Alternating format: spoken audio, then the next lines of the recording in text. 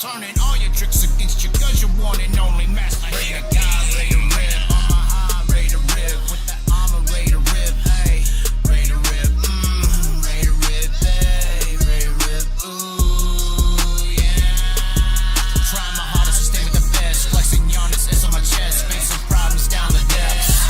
Ready to rip, coming correct, the fish in the water, hit my marks, hooking and set, Indian honest, wearing my Hans, strapped in his harness, ready to rip, hey. And I don't care if you don't know my name now, cause you'll hear it when my old lady goes to scream out. Sunset, sunrise, 45 to shine down. Only shine is the truth to the few in power. That's why I roll with God. Middle finger, y'all. Making trust in your clicks with your demigod. Worship to the money, your material. You'll get ripped in half, Sodom cash to Gomorrah.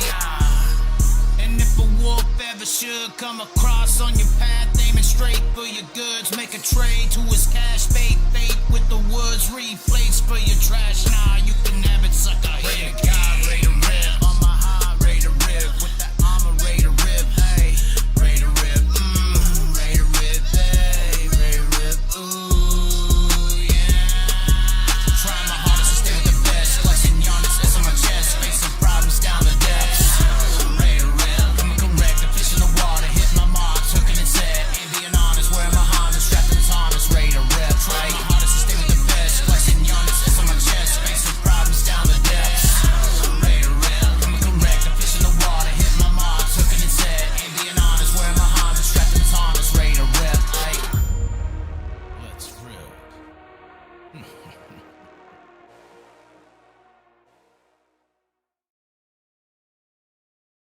Going down under. Yeah, I'm going down under. Yeah, she's going down.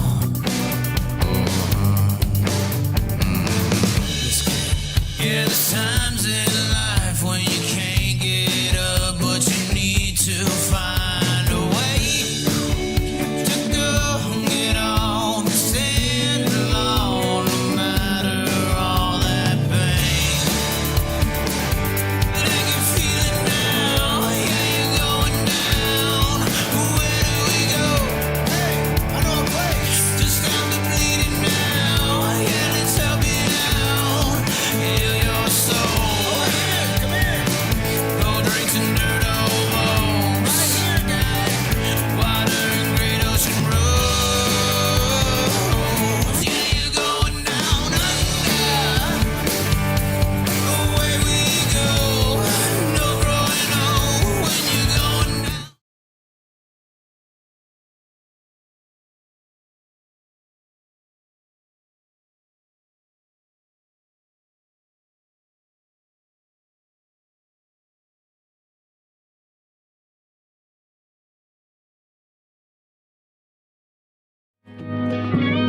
How you doing today, sir? I'm doing it just a little bit different. So we've all had our fights, all trying to do what's right, no matter what's wrong. Always thinking black and white, 'cause we were raised with a mind that was sharp and was stoned. And I don't really waste my time, 'cause I've seen the good times that have came and gone. And I would rather take the truth than continue on. Then continue on. So let me tell you, girl, that I'll go down. No, I don't wanna go, but I'll leave you broke, and I'll be standing here alone. So let me tell you, girl, that I'll go down. No, I don't wanna go, but I need to know there ain't no saving you now. So time to leave you broke down. Come on, man, this ain't how it goes no more. Oh, we really got a problem here. But we got an issue, fake tits in these scar tissues. This day and age, we gotta address the manipulation of misleading issues. And you know what I'm saying, know what I'm talking about. And the way they play that game when you're picking them out, you just gotta scream and shout your hey now. Go down. No, I don't wanna go, but I'll leave you broke, and I'll be standing here alone. So let me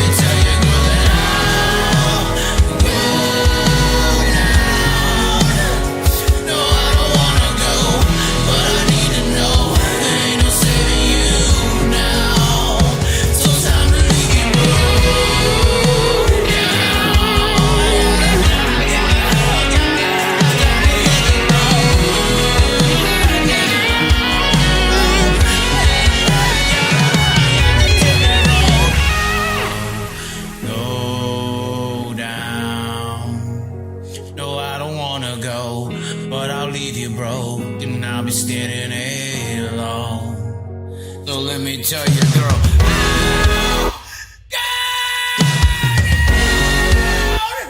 No, I don't wanna go, but I need to know. Ain't no saying you now. So try to let you know now. So try to let you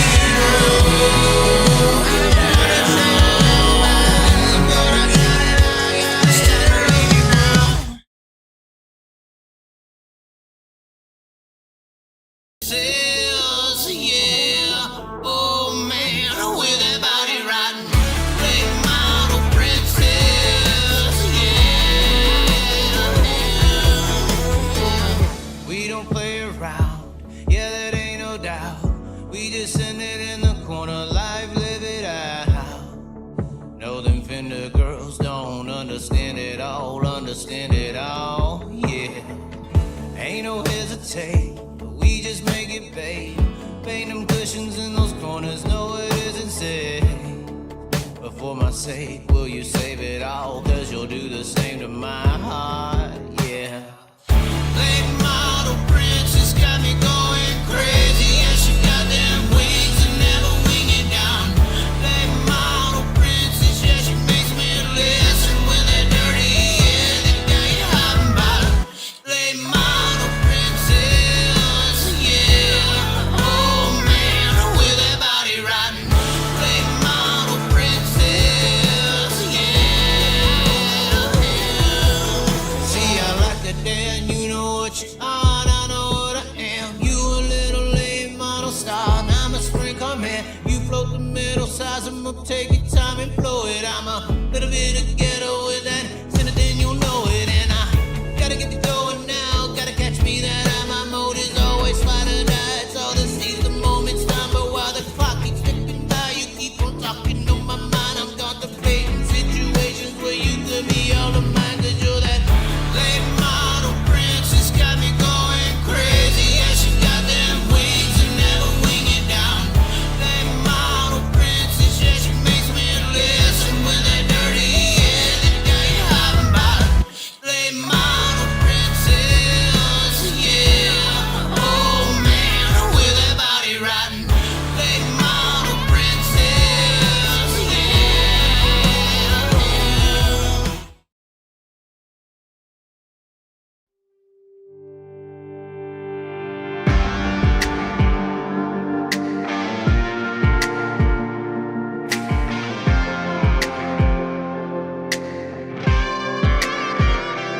We can ride high, we can ride low. We can ride anywhere we need to go. We can ride all night up to the morning, as long as we make the show. We can be the best or we can be the worst. So we can be the best thing you ever heard. With the motor singing and the grandstands ringing, it's hard to put it all in words. But this is how we ride, this is how we do. Riding mud, sliding up, higher in the groove. Don't give a damn about the cash we're spending. With the time we got, we choose. We plan on the go to stay out on the run. We all high, wild, and Just cut the music dead. Just cut the music dead. Why is this even a deal?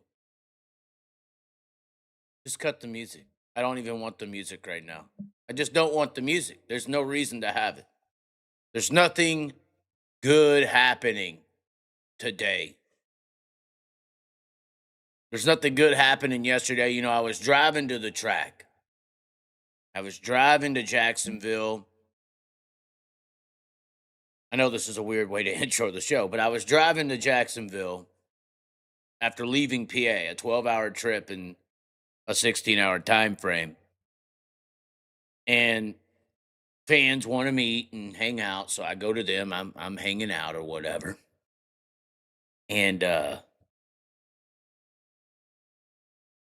I get texted, Kyle Busch died.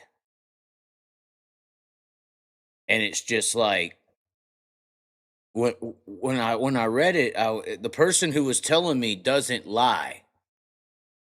Like I know some Spikes of the world, which he's full of shit all the time. But the person who told me doesn't lie.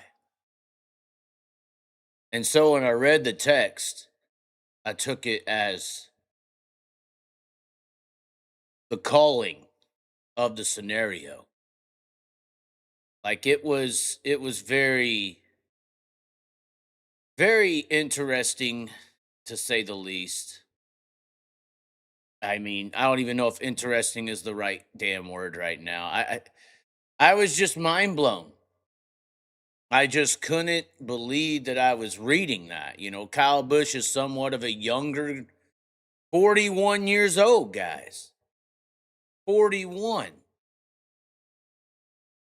This isn't like what it ain't like he's 65. It ain't like it was like it felt very similar to the Greg Biffle scenario.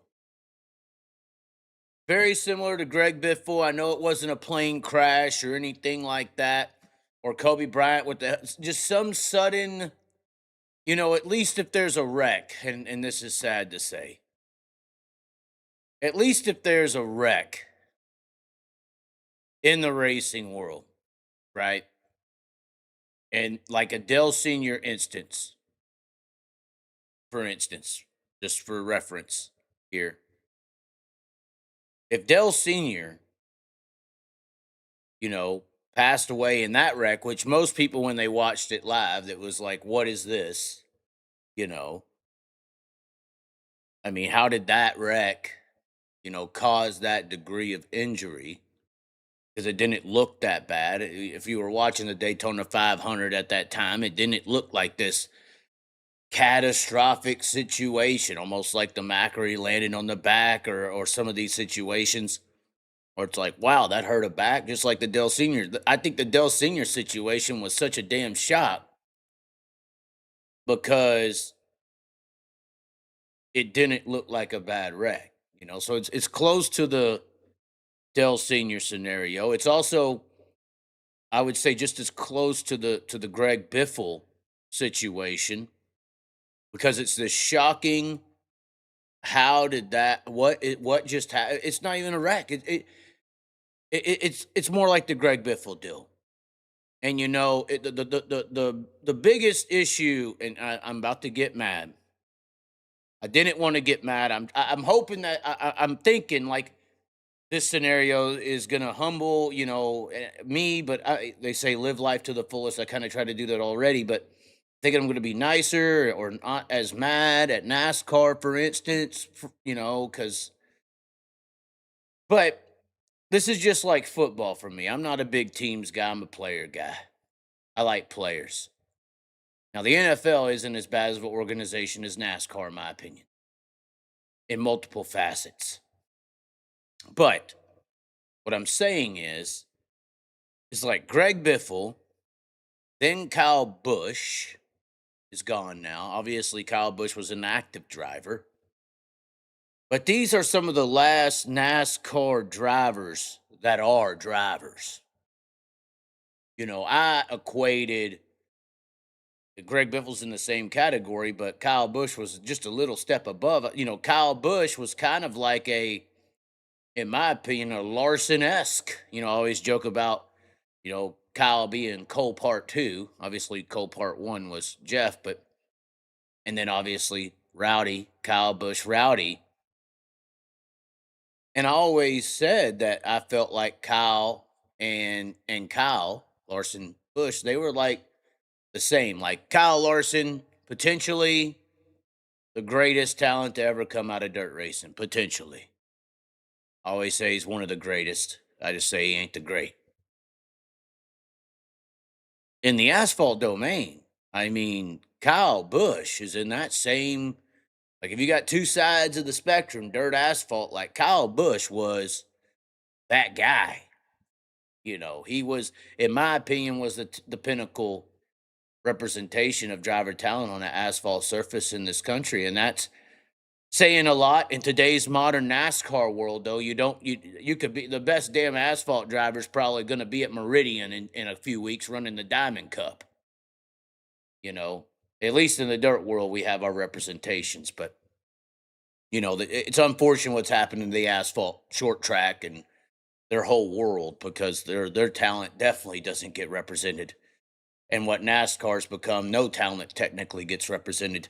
And your last era of talent actually getting represented in the sport was that Greg Biffle, Kyle Busch era, until Joey Logano came along and rented the damn Home Depot car away from Tony Stewart and changed it into a money game. That's about when it ended. Although Joey Logano was good in his own little right. But that's when it ended. It went. I know everybody gets mad at the midgets because, it's just a rent-a-ride series. Well, that is NASCAR Cup O'Reilly Busch Truck Series ARCA Racing. Just a grand example. But there was an era. There was the last era, in my opinion, where I could say the drivers who got to NASCAR did it on fucking ability. And Kyle Busch was potentially the greatest representation of that ability. I'll never forget it. I was watching a truck race at Michigan, and this young driver named Kyle Busch was in like his third start. He run well. And he dropped this motherfucking truck into turn one at Michigan. This is back when the cars had balls too. Y'all cut the nuts off your cars so your little rich kids can hold on to them, in my opinion. But this was back when a truck was a fucking truck. And they dropped it off into 1 and 2, and they showed the onboard of a guy who was racing Kyle Busch. Kyle Busch dove to the inside of him, and Kyle Busch was pulling slide jobs off in NASCAR way before Larson showed up. They need dirt racing terminology and everything to get popular now because they don't have organic popularity. But so they use slide jobs. But Kyle Busch technically pulled a slide job, and on the fucking nose camera of this truck, you could see Kyle Busch basically sideways. So the old vehicles kind of raced on a yaw. If you go look at some of the old Cup Truck Busch Series photos, you see the photo, like the front tires if they're on the bottom, right? And there's the white line on the track. The front tires are on the line. The rear tires are 1.5 feet above it. They were sliding these races. At one point in time, NASCAR racing used to actually take some ability. They weren't on these damn 20-inch rims and wide tires just locked to the surface with all the air and mamas can give them. But Kyle Busch dropped that damn truck in there and slide jobbed a guy while he was sideways at like 185 in this truck. And I was like, holy shit, this guy's good. This guy is it. This was before Kyle came along. And then, of course, he went to Hendrick. Kyle Busch was a Hendrick racer at one point. He took the 5 over originally. You got to keep you conspiracy theorists are running wild, and I got a wild one for you, but I ain't talking about it tonight. But he was originally in the 5 at Hendrick, and then his mouth got him in trouble because he spoke up, which is another reason I've always respected Kyle Busch. Some of y'all don't like it, call him a crybaby, a whiner. He just didn't want to take no shit, so when I got the text, it destroyed my night. I was coming there to be proper, be edged. But when I got the news, person across from me had a cigarette. I smoked 2 or 3. I wasn't gonna drink. I downed. I went obliterated last night at Jacksonville. And then the Himalayan eyebrows showed up, and I was like, oh, whatever. Y'all just keep walking over to me. I don't know why they keep coming to me, guys. Don't ask me why they keep coming to me. They keep doing it. They just pop up everywhere. We got the workout chick at Lincoln, this thing, that thing, this thing, the last night. I don't know why they keep showing up. They just keep showing up. But anyway, it was, it's still not settled in. 41 years old. 41. And it's just insane to me. We're going to talk about this a little bit more. We'll put the chat up on the screen. It's a Friday night. There was racing that did occur. We had possibly one of the most insane late model flips in dirt track racing history. Actually, I think they are going to be. Oh, wait, let's see here. Yeah, the late models are about to come out, I believe, for their Cowboy Classic. They're still racing at Lucas Oil right now. The late models are. The first main event won by Jonathan Davenport. We're going to get to talking about that, but let's go into the chat real quick. I know y'all are here. Why does my chat keep doing that? Come on, the chat. The Himalayan. Tell the Jacksonville native she's kind of bad. I mean, I told her. I mean, I could text her. I got her number in her snap. But she's 21, guys. I got to back away. I need like 6 feet of distance. How is Jayville coming from the back? Lit y'all's the Cowboy Classic's coming on. Lit y'all's chats come in here. We need y'all to share it around. We're only at 86. I know it's late, but it's a Friday night. Is so many people? Are there that many watching this race? We got to use the restroom real quick. We'll be right back. Hold on. We'll be right back. We're going to get into some topics, but the race is going on. We may have to watch this before we even talk. We'll be right back, damn it. Birdman's on the phone. Birdman, there boy. you go. Trying to get them old wings. I ain't worried about no cocoon, you know what I'm saying? Like a birdman, flying high in the flow. Hit it high on the cushion, drop it down really low. Like a birdman, I try to fly out the way, but I ride inside when they made their mistake. Like a birdman, you can call me Tanner Thorson. In a minute I can win it when you slip up off the corner. Like a birdman, if you don't like the results, I'll show you both of my birdies like I end a round of golf. What's the birdman? What's the name? Lincoln Park Blood, Luke Candy Paint. Trying to act tough, but no you ain't. Wishing, bitching all up in my Victor lane. But hey, I bounce and hey, I roll. There's not just one, but many more. Cause we the birdman, we buzz the bunny. And we don't try to circle unless you're honey. Hey, where you at, girl, and what you need? Or do you wanna follow or be the lead? When caterpillars crawl and don't believe, so butterfly more and spread your wings. Like a birdman, flying high in the flow. Hit it high on the cushion, drop it down really low. Like a birdman. Oh, like a bird. I ride inside when they made them. Let's turn it down. Cut that shit off. Cut it off. Anyway, Oklahoma City just beat San Antonio in Game 3. Damn it. Need OKC to go down. Talk about the rumors and the conspiracy theories. No, I'm not talking about it. It's too soon.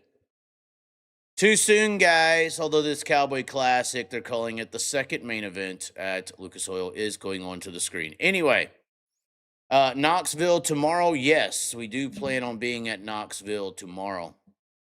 We actually plan on being on the whole Dakota swing. We'll be at Houston Sunday. Then we'll be at Friday at River Cities, as well as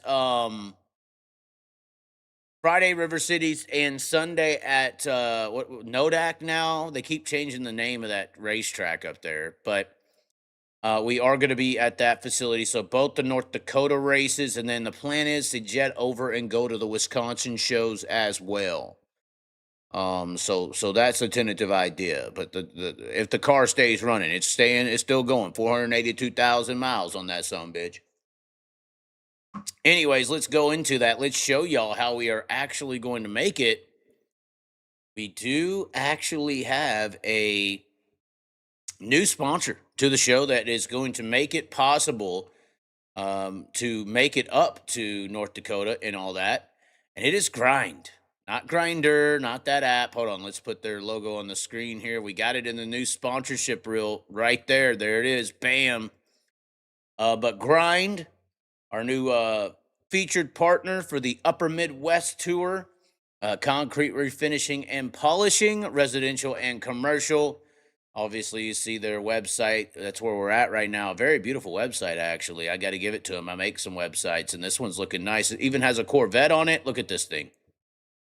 Hold on, where's that? There it is. Look at that Corvette they got. This is actually nice. Put together very well. Very nice little website they got here, Grind. So it's grindminot.com. So if you're in the upper Midwest area, be sure to go and check out grindminot, MINOT.com. You can go check it out. They do like all kinds of things, epoxy shop floors, garage floors. Looks like, they got the diamond grinder, metallic floors. I mean, they do a lot of different stuff. And they even have some merchandise on their website and some stickers. So go check that out. Our new, once again, upper Midwest swing here, which is going to be this whole weekend, Knoxville. They could service just about anything, but the North Dakota area is obviously what they specialize in. So go check them out. Earlier tonight in the late models, there was potentially one of the biggest flips of late model racing history. This was Garrett Albertson leading his heat race. We're not showing the video because flow flags everything. But he goes into turn one, bikes it up, and then this thing literally, look, it's all the way off the ground. I mean, there's nothing touching the ground but the nose piece. Look, it's fully inverted. And it just goes and goes and goes. I mean, this car took air entering turn one, guys. Like way back here. It did not stop. I mean, it didn't really do a full rotation. It did a full rotation from right there to the second damn tire, and then it just snapped, dug, and snapped, and it was just a melee. Had to use 2 wreckers to get this car off the track. Look at the tires. They were just flinging around all 4 corners. Unbelievable wreck that just happened. Of course, as I said, Jonathan Davenport did win. We're going to try to get through our topics here. We got to talk about them because I think I'm going to make a really good point here as well. But Jonathan Davenport did win that early feature. The feature, the Cowboy Classic, is going right now. You got Brandon Overton leading it. It is a 45-lap race. They're under caution with 42 laps to go. So there's a lot of things happening there at the Show Me. Of course, World of Outlaws, Jacksonville. As I said in my Kyle Busch video when I released it, I think that Jacksonville Speedway's a must-see for any sprint car fan, racing fan. I mean, it's just action-packed.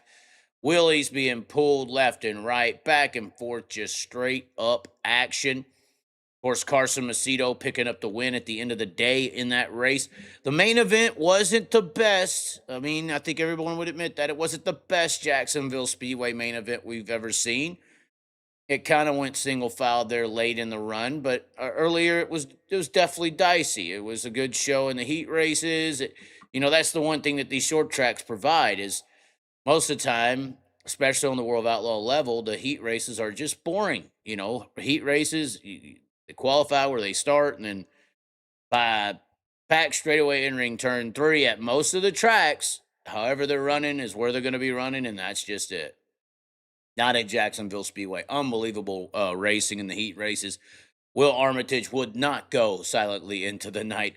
Very entertaining action. But Carson Macedo picking up the win. He needs to get the win. He needs to, really go on a string here to get back into this title contention with Kofoid and Gravel. Obviously, Gravel's so much further ahead of everyone else. I mean, everybody's trying to track down Gravel. Of course, Gravel got the $2,000 fine this last week, or Big Game Motorsports did. We're going to be talking about that here very soon.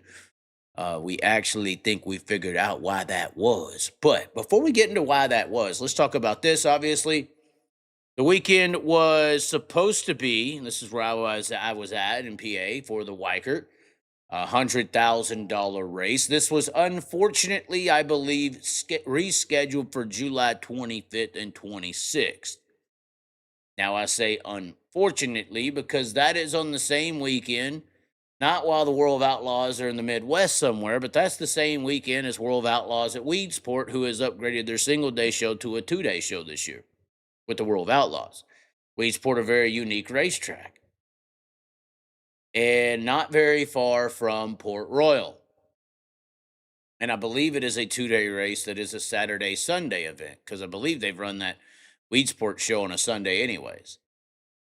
So this is on top of a World of Outlaw race that's, I think, 4 hours, 5 hours away. Same days, everything. And this is the problem with this whole high limit World of Outlaw thing. We talked about it with our caller last week, or earlier this week, I guess that would have been. And we or Gravel and Dietrich talked about it, as well as my weight. It's all right. We went to the gym today. We're going to make you eat your words.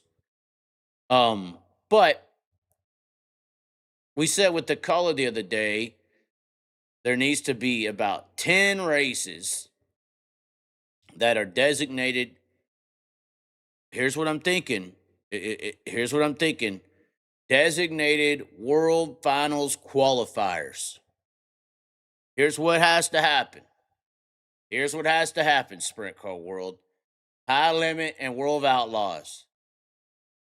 Before you piss off the Big Game Motorsports team and potentially have them purchase Brett Marks' High Limit Charter franchise and move over and destroy your series, we already kind of know that the 41s flirted with that idea of going over there too. So before you lose Macedo and Gravel potentially to the High Limit series over all this shit, before that happens, there needs to be a designated 10-race World Final qualifier. Got your Knoxville, you got your Kings Royal. That's 2. Port Royal gets 1. Skagit gets 1. Huset's gets 1. Williams Grove gets 1. I mean, where we got to go now? I mean, I think I-55 deserves 1. I think Cedar Lake deserves 1. We're up to 8. We're up to 8. I think Volusia could be one of those. And then what do you say? Gold Cup? Will Vegas step up and pay? You may be able to swap one of those out for a Vegas, that facility. Maybe you do 12 World Finals qualifiers, where these are designated AFC, NFC matchup events. And then, based on the performance in those 10 or 12 races, World Racing Group, your little baby down there known as the World Finals, won't just be a race at the end of the year and maybe, Gravel, flip every night and somebody has a chance to win the championship. No. World Finals will be the finals. You have your national qualifiers throughout the year.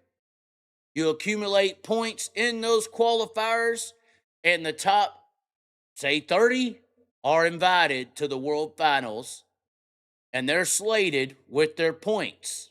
But you can integrate, almost, it's a 3-day event, right? So you could do 10 or 20 points incrementally based on the top 30 from those 10 or 12 qualifiers. So it's an invite only now. It's a World Final. You had to qualify to be here at Charlotte. And you still have your high limit champion. You still have your World of Outlaws champion. But at the World Finals, you will have a world champion.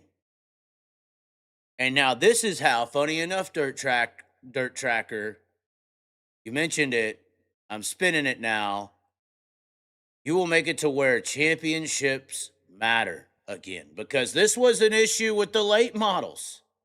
This is still an issue with the late model industry, because Dirt Tracker had a shirt that said, "Make dirt late model championships great again." This is a late model issue currently. It isn't as clouty in the late model world to win the Lucas Oil Championship or the World Outlaw Championship. You may make money doing it, but it carries way more clout to win the World 100, or that's their Knoxville Nationals. It carries way more clout to win the Dream or the North-South 100 or the USA one, or more so the Eldora, the World 100 is the pinnacle. That's the Knoxville Nationals. It matters more to win that event than it does to win a series championship in the late model industry. And that's where we're going now. Late models are advanced in this shit. But that's not necessarily good, is it? That they don't have a championship that is coveted, like the sprint car world is used to having coveted? But that's also where my little idea with High Limit and the World of Outlaws, with these 12 World Final qualifiers, and then a World Championship decided over 3 days. That's where my idea just ain't for High Limit and the World of Outlaws. I think this exact same issue that we're thinking we might have, because you heard Gravel and Dietrich talk. Everybody wants to, like they were talking about Port Royal. Dietrich's there, half slurred and drunk. I guess this is why David said, we're similar, because we do get that way as well. He's like, I want to be everybody. That's what he said. He wants everybody to be at the Weikert and beat him. That's what Danny was saying. Like he wants, and Gravel was saying, yeah, I want everybody. This is why Eldora with the Kings Row in Knoxville is so big now, because everybody's there. We're going to be the best. We're going to kick everyone's ass. That's what's been happening in the late model world. That's why the World 100 is bigger than any series championship, because they've been in this split series deal for like 15, 20 years. So the way you eliminate that is not only for the sprint car idea like I had, where you have now the Weikert in that conversation, you work to fucking together, and you don't just help sprint car racing have this new formulated world championship. World Finals, the actual World Finals. It's funny, the name was for the World of Outlaws World Finals, but now it would actually be a World Finals, the determining week of a world champion.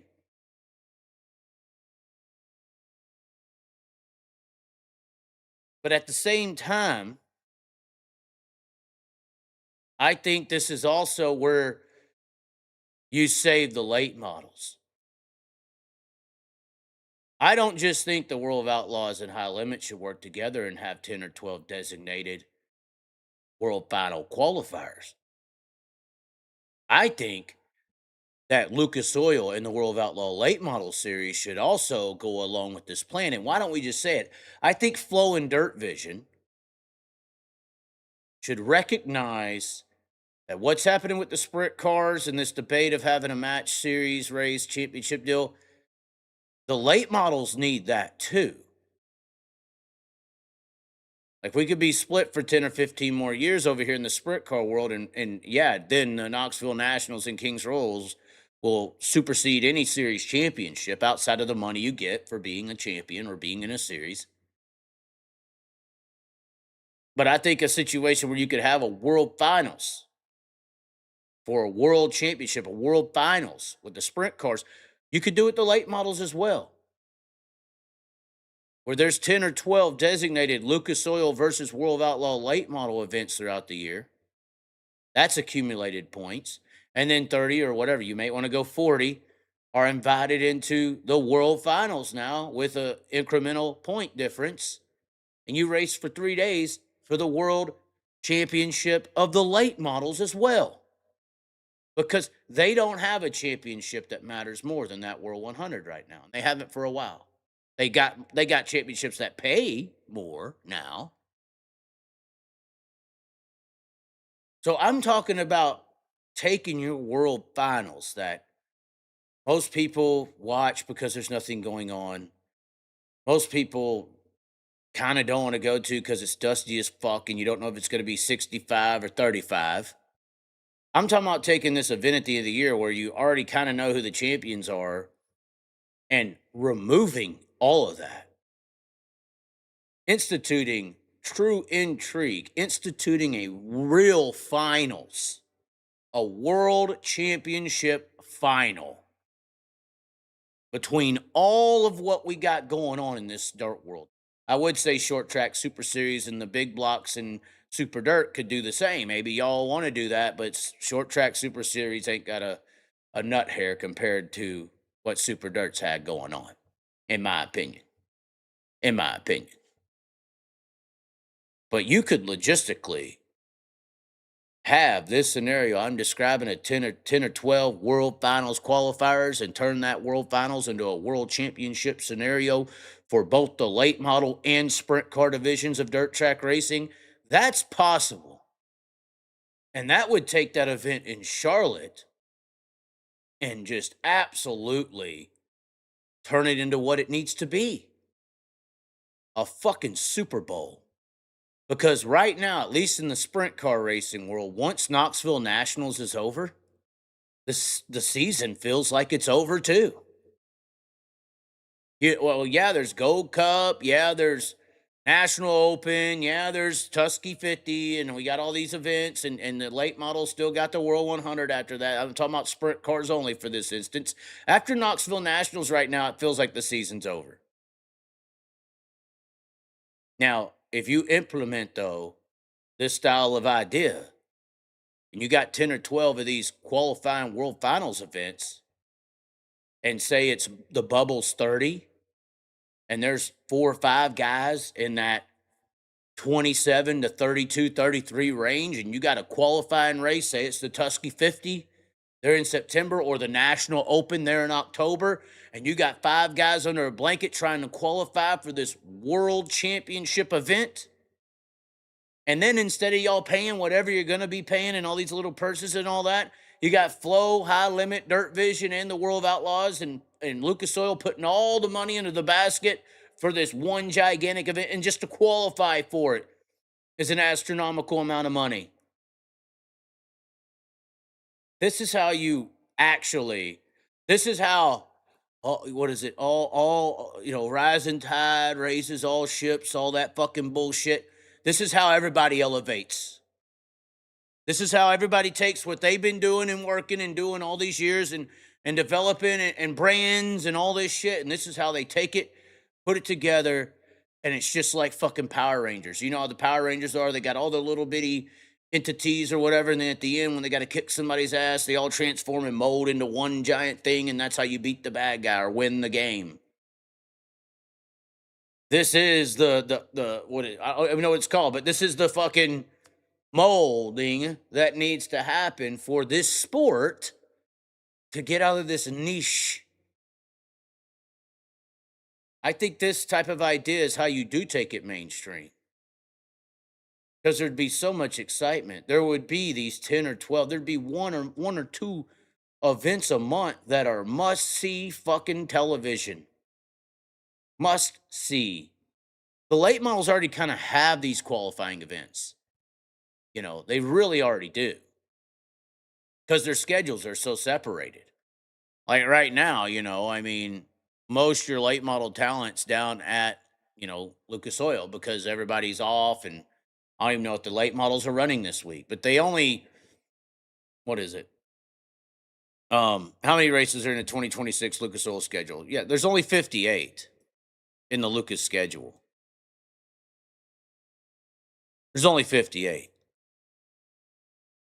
And then to make my point here, the World of Outlaws, late models, model schedule,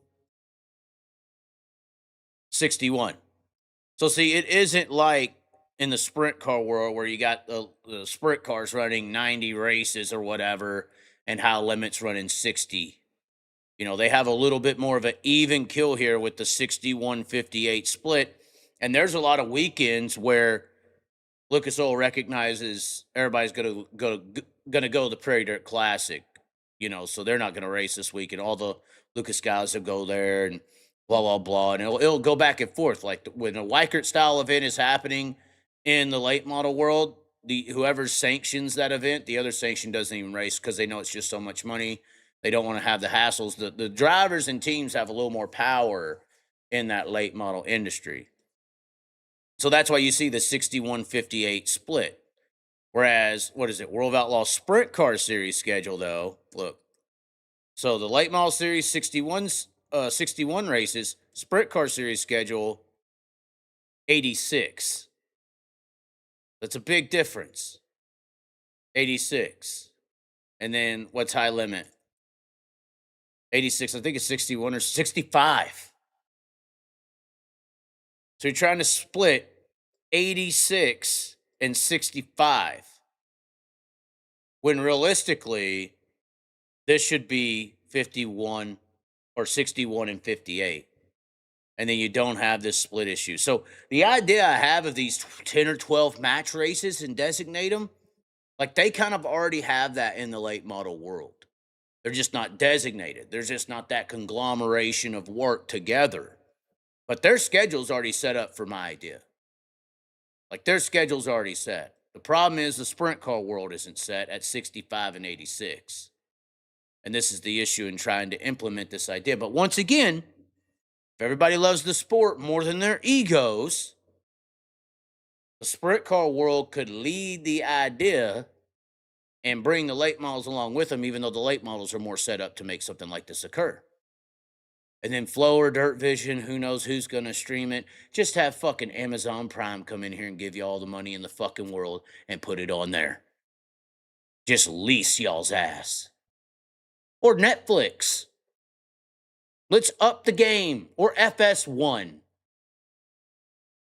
Let's up the game. All of us need to start upping the game. This idea I have is how you up the game. This is how you have 10 or 12 races at respectable racetracks that deserve them. Don't matter what brand or series they got. These are some bad motherfucking races, and they deserve to have a play into the chip of the World Championship. And then the World Championship could be down there at Charlotte at your World Finals, World Outlaws. There's your tip of the hat to your branding you've had all these years. You get to have it at your little track. You get to have the ticket sales. You might want to build more stands, though, because something like this, that's going to be standing room only. That's going to be a sold-out event. Absolutely sold out. World Championship on the line. Who's going to get it done? Both late models and sprint cars. Not just high limit World Outlaw contestant here, but Lucas Oil and World Outlaw late models as well. They've qualified. They've raced their 10 or 12 races all year to qualify to get to this point. This is what sells. This is promotion. This is promotion, what I'm talking about. This is how promoters think.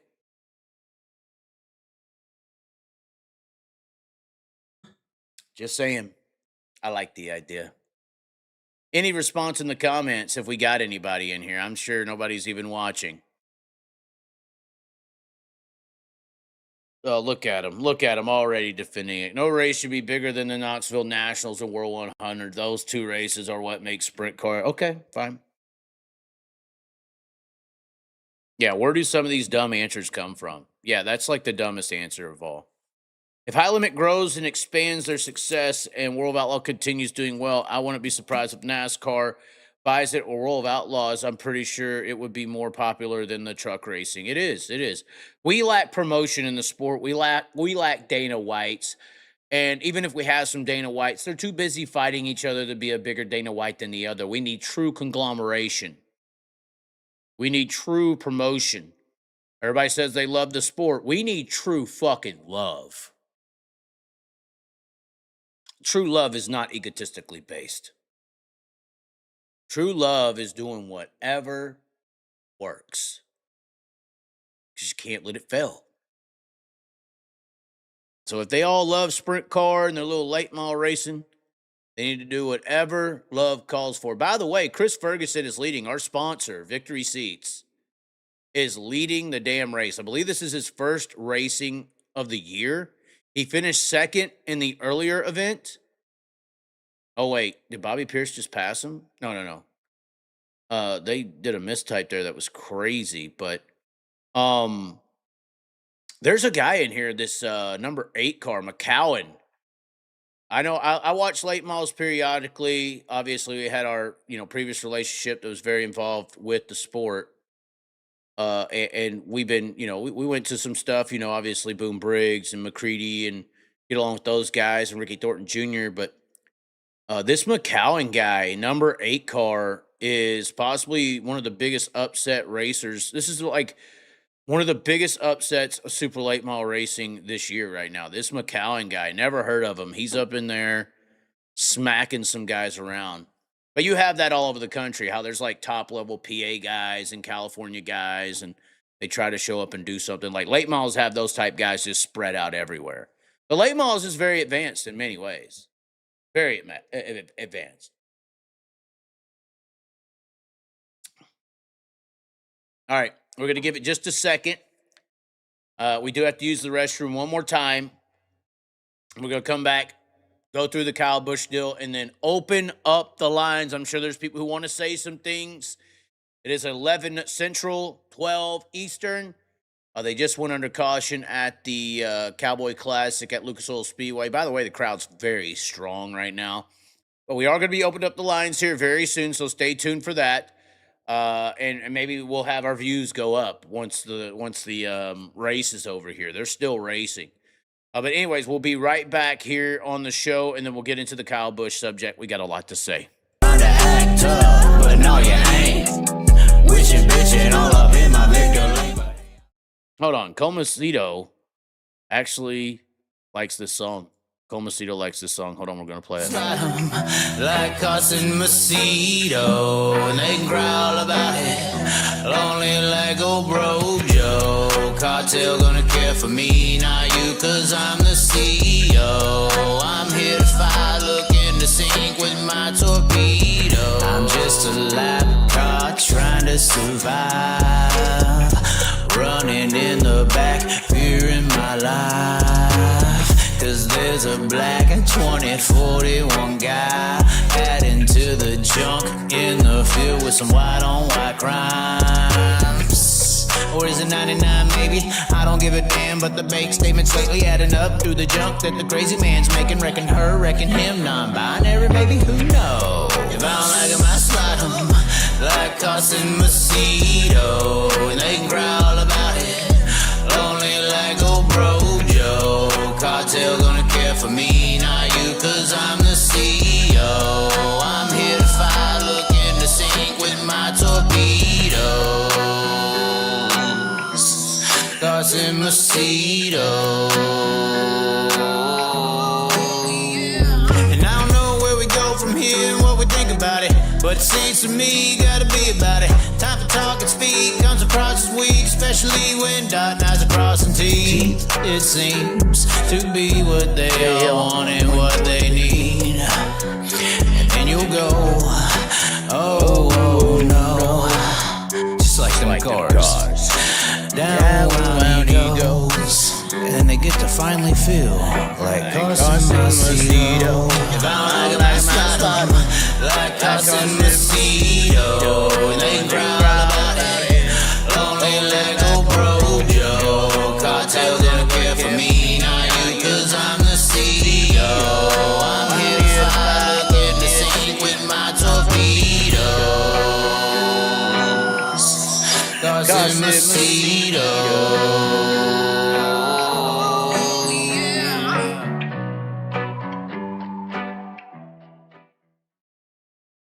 All right, we are back. Cheers for taking my call the other night from Australia. Looking forward to doing it again, brother. Fuck the haters. Wow. Chris Ferguson raced a few races this year, but Chris really just focuses on the crown jewel events. He's a very good race car driver, is Chris Ferguson. He's really, really good. I mean, there's only so many guys who could just pop up and perform the way he does. I think of like Dale McDowell could do that. A few others, but not too many. Oh, what is this? We just got the white screen. Are they shutting us down? Are they shutting it? No, we're back. Okay, cool. Cool. All right. Into the topic at hand.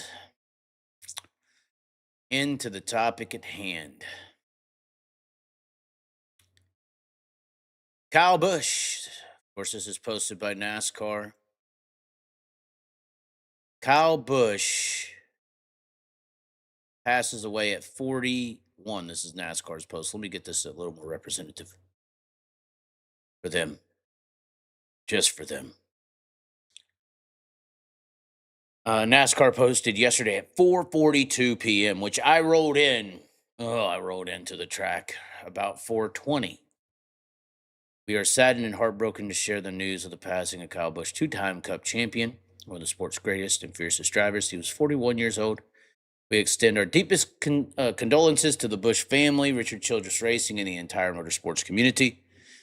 We talked about it earlier, how badass we think he is, or unfortunately was. Can't believe I'm saying that, actually. Pretty crazy. I was lucky enough to actually talk to Kyle one point. Unfortunately, it was the night I was removed from the facility at the Tulsa Shootout, which once again is, I never blame them. It's the outside sources that induced that scenario. But once again, one of the best ever, one of the last true greats, kind of like, once again, Greg Biffle. And to have it happen the way that it did, pretty crazy. There has been some developments. Richard Childress Racing actually posted this, which is very cool. Not sure if you can read it on your screen, but it said, Richard Childress Racing has elected to suspend use of the number 8 and will run the number 33 at Charlotte Motor Speedway and beyond. Kyle Busch was instrumental in the design of RCR's stylized number 8, and it has become synonymous with Kyle and an important symbol for his fans in the NASCAR industry. No one can carry it forward to the level that he did. The number 8, Richard says, is reserved and ready for Braxton Busch when he is ready to go. NASCAR racing. By the way, there's a fierce battle for the lead between Ferguson and Alberson. I know that's off topic, but it is pretty good. So get over the flow and watch the end of that race. But being locked in here, the Braxton Busch deal is going to be crazy.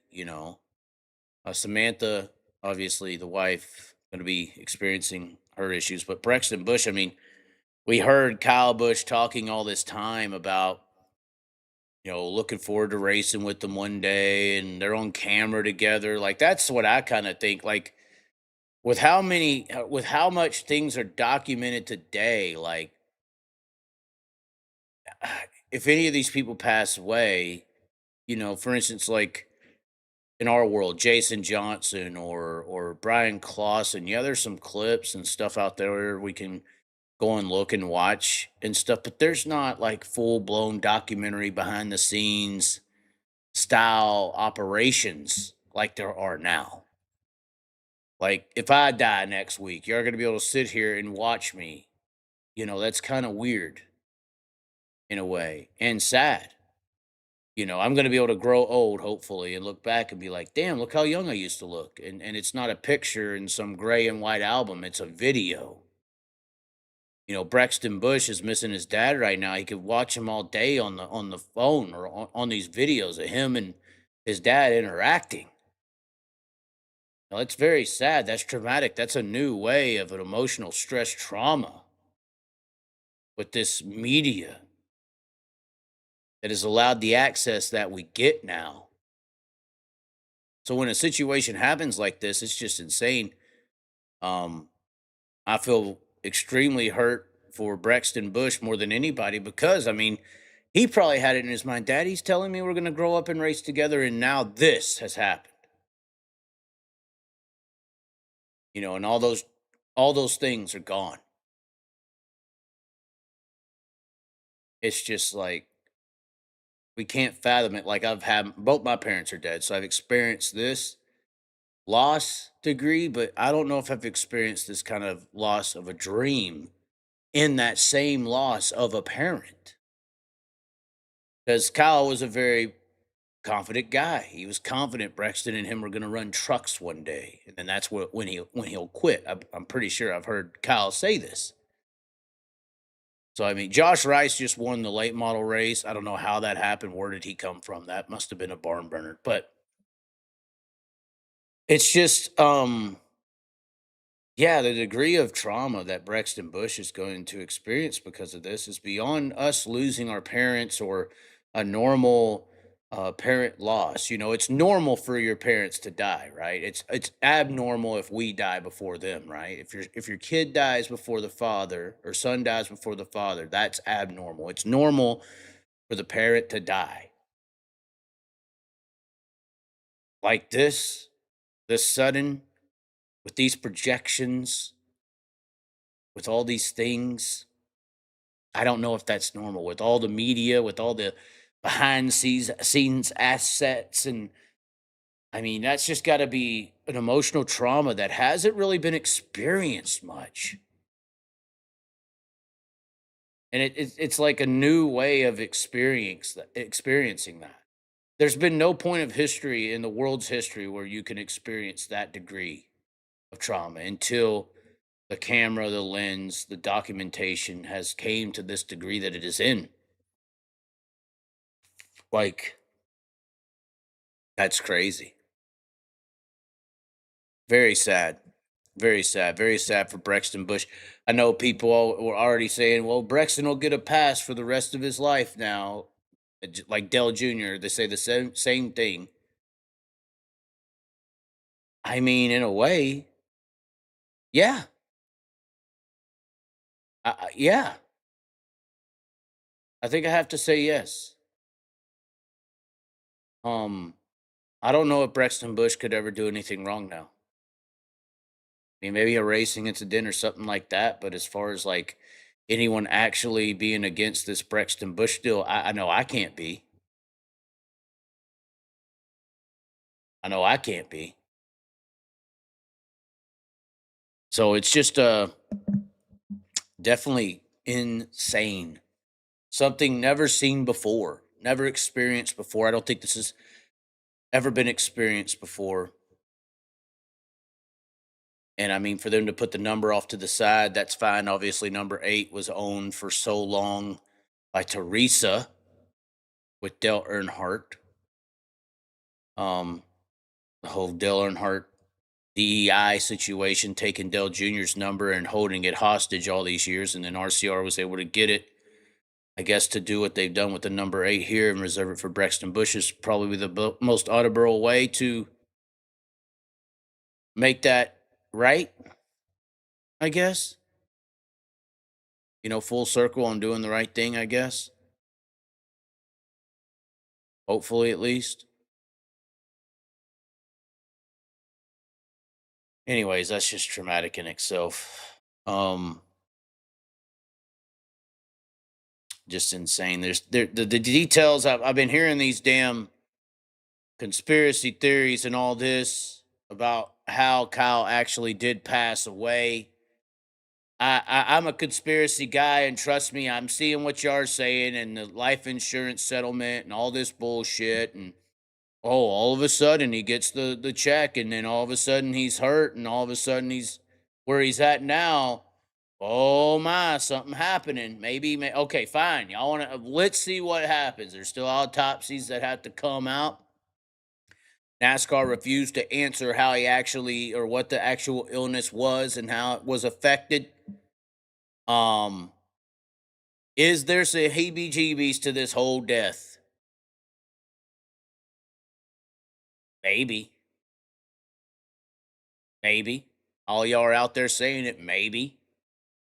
But day 1 or 2 to be like blasting Facebook and social media with the theories already? Come on now. I mean, I know that the Charlie Kirk thing's fucked up, but at least I had some rationality the first couple of days. Give it a fucking week. Okay? Let some actual documented evidence come out to let us know what happened with Kyle fucking Busch. Then in a week, when you get your answers there, then you can start connecting all your little fucking dots in the dark. As far as we know, and as far as everybody's saying, it's a serious illness. Obviously. The whole coughing up blood and everything, passing out in the simulator, we've all seen it. Some of y'all are trying to blame the direct energy world. Maybe. I mean, we've all looked at the unclassified documents on how they could pull some of this shit off, but I'm not going to talk about it right now. And we're going to give it a week. We'll see how much the man stares at the goat. Because we lost one. Y'all want to talk about Kyle being a goat? Kyle Busch was a goat. he was the Mike Tyson of asphalt motorsports, in my opinion. Anyway, of course, he did win in dirt as well. That's the photo I like seeing. The Kyle Busch, Eldora. Of course, we all saw that where he raced with Scott Bloomquist. How about that? Won the Prelude to the Dream with Scott on the dirt. So that's just as impressive to me. Of course, he was racing other NASCAR drivers. We get it. It's not the pinnacle of NASCAR or a dirt racing experience and driving talent. But he wasn't afraid of it. Did the Chili Bowl. You know, we wanted to see him in a sprint car, but it's too dangerous.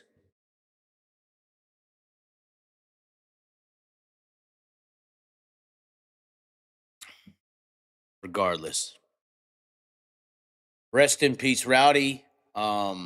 Like I said, the Mike Tyson of asphalt motorsports. Potentially the last one with how the current economical system of NASCAR operates. Right now, there's a bunch of Kyle Bushes stuck running weekly because they ain't got the money to go to Cup or rent out an ARCA ride for $1 million a year, or has $160,000 to try out a race in trucks. You know, there's a lot of you guys out there on those short track asphalt scenes. We know it.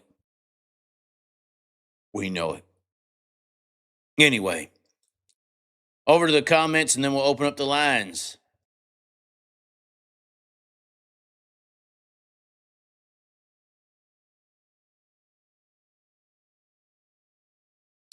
Numbers on the screen. Lines are officially open. You can leave a voicemail. If we miss the call, if we're on the call with someone else and you try to call in and it goes to voicemail, you can leave a voicemail. We can play your voicemail.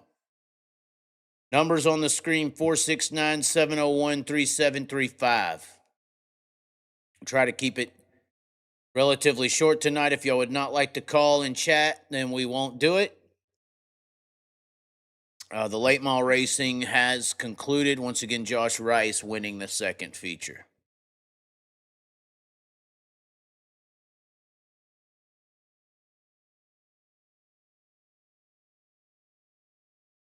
Oh, Kyle Busch won a micro sprint track championship. Okay. Well, it looks like maybe y'all don't want to call in. I don't blame you. It's not really a talking subject of the world. I know I kind of didn't want to come in on here. Kyle Busch knew he wasn't the best on dirt, but kept trying to get better at it. Yeah, 100%.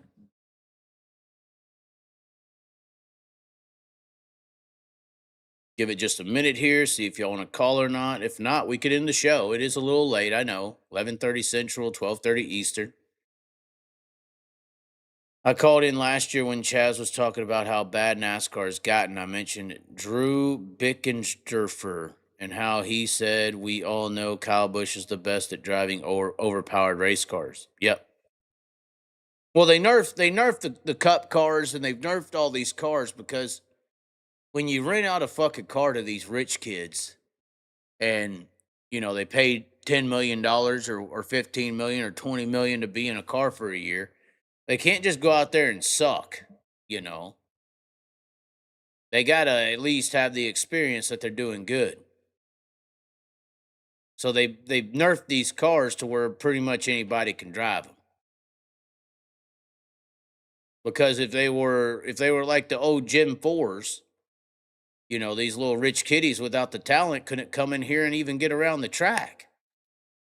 You know, so you couldn't rent your way into the cars because the cars were too much for you. So they had to nerf them.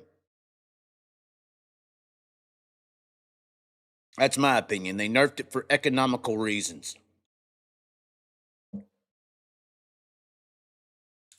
Danny Sams won at Tri-City tonight. Okay. Is that the pinnacle for Danny Sams, a good regional racer? It's starting to look that way. I like Danny Sams, the person, a lot, but the talent, I don't know. It's very high on Danny Sands, but it looks like he could just be a really good regional racer. He should go run the All-Stars. Danny Sands should go run the All-Stars and be like the new Chad Kiminall of the 2020s, 2020, 2030s. That's where Danny Sands should be a full-time All-Star for the rest of his career. Tried it in the pros, didn't really work out. So they nerfed the cars. That's right, exactly. Sometimes money ruins something good. Yeah, I agree. At least that's my thoughts on it. I don't know if that's factual, but that's what it looks like to me. They nerfed the cars so that the people renting them out could drive them.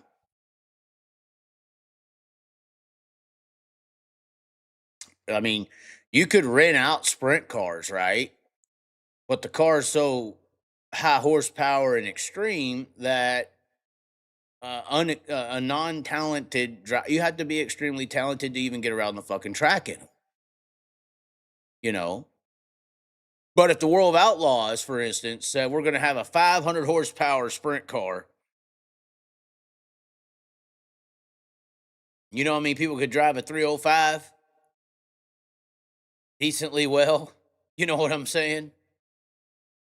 You know what I'm saying? What's with these Glenn Steyer's chassis? Are they terrible? I don't think they're necessarily terrible, but Danny Sims isn't necessarily a godly creation of talent. He spurts. He's okay. I'm not trying to be mean to Danny. I don't want to turn this show into a Danny Sims bashing session, but he's had opportunities to perform on the national scene, and yeah, he won the one race at Bridgeport that was rain shortened, but I'm just saying it doesn't look like he can win on the national scene consistently. There's only a few people who can do that. That's not saying Danny Sims sucks. You want to say that means he sucks? No, he's better than a lot of drivers. You could probably put Danny Sims in the PA Sprint Car Series, and he'd win a few fucking races. You know, saying he is an all-star or regional driver, that's not necessarily an insult. You could put Danny Sims on the West Coast. He'd probably give Justin Sanders a run for his money in less than 6 months.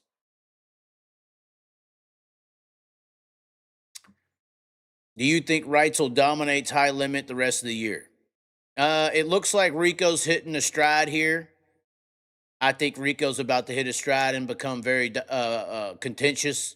I think Gio, you just mentioned Gio wins his first show. When's that going to happen? He looks like they're getting very fast. They're picking up some speed. Gio was a contender there at Eldora. So I think Gio is going to get a little bit better over the next month and a half. I also think that Rico's going to be a contender. Also, I think Rico's going to be a contender very soon or on a consistent basis with Reitzel. Reitzel's not going away. Let's not get it twisted. Reitzel's not going away. But I do think Rico's going to start throwing his hand into the battle, and I think Selzy's going to be slowly itching in there. You're going to still have Tanner Thorson to contend with. You're still going to have some of these. This is the problem. What's the next guy? Tyler Courtney. But that's kind of that gap. That is why the World of Outlaws is 1 and High Limit is 2. When I say Reitzel, Rico, maybe, Gio, maybe, Thorson, and who's going to jump in there? Marks or Peck or maybe. When it's like Outlaws, it's like Gravel. If Gravel's not there, Kofoid's there, Maceto's there, Donnie Schatz is there, Logan Schuhart's there, Sheldon Hoddenschild's there. I mean, who am I forgetting? That's there. Like, if you ain't on your shit tonight, you're going to get popped by one of these guys. They're always there. And then Garrett Williamson's got some increased speed. Cole Maceto's got speed all the time here and there. Bill Paylog. I mean, just go down the list, guys.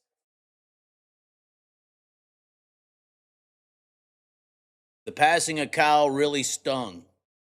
Being a father myself and seeing the bond that he had with Brexton in his racing makes this sting. Kyle was Brexton's Superman, yes. Yes, I think that's something that we all experience when our dad dies. Our dad, if we have a very strong connection, he is somewhat of a um Superman in our own world, and to see that go is definitely hard to accept. That's for sure. We do have a caller 918. Who is on the line? Where are you at? Where are you from? Hey, Mr. Sir, this is Turn One Chili Bowl worker. You ever remember me? Oh no, yes, yes, I do remember you. Yes, yes, yes. Hey, but sir, I got something going on. I'm going to make a pledge for Signapine and Auto Center. They run the Chili Bowl the first night of the Race of Champions, I believe, right? Okay. All right. Well, I'm going to match up to $1,000 for someone to do the Donnie Ray Crawford ride along Okay, for for the foundation, and then we can donate it to Kyle Busch, or we can donate to Donnie Ray Crawford, or we can do whatever you guys want. well, I don't think anyone necessarily needs to set up any donations for the Bush family. Let's not get carried away here. But um What do you think we're gonna do? we Like need to Donnie Ray figure out Crawford, or do something? well, I this is your idea. I don't know what you want to do with it. Um you'd have to figure that out on your own, but I definitely think there What do needs to you? be some kind of Kyle Busch event created. I know I hate memorials, but maybe a Kyle Busch Classic or something. Maybe the Snowball Derby changes their names, or to the Kyle Busch Clash or Classic or something. I mean, I definitely think that Kyle Busch in itself deserves an event named after him, and a Well, I just trophy. thought Braxton was going to be. He's going to be in the shootout and the Chili Bowl and all that stuff, you know. So, but nevertheless, I'm just going to say I'm going to donate a little money, and it's up to you, Chaz. You decide. You got my number, and I'll leave it up to you. All right. Well, what do you mean? Don't leave it up to me. I don't think I don't know what you're trying to do. I mean, I'm just saying. you What do you you want think to we ought to do? raise I some mean, kind of money for what? That would be the problem. You got to figure out for what. Like the Bush family, obviously, I don't think needs no. $1,000. You know what I mean by that? Like I'm not saying that out of disrespect, but or No, I'm disrespect to just saying we them. need to do something like we need to do something on the ride along where they do the Donnie Ray Crawford deal. Maybe we can tie something in there and do it all together. You know, I mean, because I mean I don't know. I'm just trying to say you can tie that shit together and it should be pretty cool. But anyway, Yeah, Chaz, it does seem like Kyle Busch and Braxton Bush supported the Chili Bowl and what was happening in that building. So, absolutely. yeah, So I mean, I would see some kind of integration occurring, or something, an award, or they're obviously not going to change the Chili Bowl to the Kyle Busch Classic or no, I anything know, like but I'm that. just But saying like we can do a ride along or we can do something to promote the fact, and then that's fine. And then you got a bigger well, platform than I do. I'm here just saying I what I got well, 500,000. I think maybe something that would be cool the Chili Bowl could do. They've had issues with the length of the main event. 55 or 50 or whatever. Do a 51 lap main event. This There next you year go, man. in honor of Kyle. Do 51. Make that some bitch rowdy. Let's go. Yeah, let the Outlaw Micro or whatever be 55 for Donnie Ray. No Yeah, disrespect to even Donnie. during the shootout, you can do it during the chili. Like you doing it like through the micros, and it would still work. Yeah, it would, but obviously the Chili Bowl is going to come with a little bit more, notoriety, I would think. All Um, right, guys. that's Well, just guys, my I'm just idea. letting you know. Well, if you're trying to integrate it with the Chili Bowl, I would make the main event 51 laps at least for 1 year. Um, Right. at least for 1 year. I think the Well, asphalt short track world needs to do more to honor Kyle Busch, because, like I said to begin the show, he is like the Mike Tyson of the asphalt world. He is the Kyle Larson of he's asphalt won racing. 200 races. He's won 200 races, bro. You can't even make that. You can't even make that shit up. No, I mean, the talent of Kyle Busch is not going to be disrespected by me. I always saw him as the best asphalt racing talent for years. I've raised hell on the shows about how it's not him, it's the car. As to why he's not, or he wasn't performing. Now I got to say, was it? I'm used to saying is not. Now I got to say fucking Mm. was not. That bothers me. But yeah, it really sucked to see him in a car And honestly, that should let the world know how hindered these drivers are on asphalt. Like, you are not driving those cars; you are riding in them. And if your ride ain't gonna Well, win the race, you ain't gonna drive it to victory. You can do it on the dirt track, so you ain't doing it on that asphalt. I mean, look at Kyle. hey, Kyle you was mean in to that tell me Ganassi. hey, so Connor Zilli can outrun Kyle Busch in a dirt car or an asphalt car? He cannot. They're not in the same cars, bro. It's like Hendrick's cars and the Toyotas, they're not the same, man. It's a different deal, Well, bro. you got the three big main key teams. The big key OEM teams is Penske, Hendrick, and Gibbs. And Toyota, then they Ford, hope they show you the Chevy. same parts they got. That's like, you just because of their, they mean, they don't have to say the same parts they got. They can give you the ones they got 3 years ago. Right. Right. Now, Okay.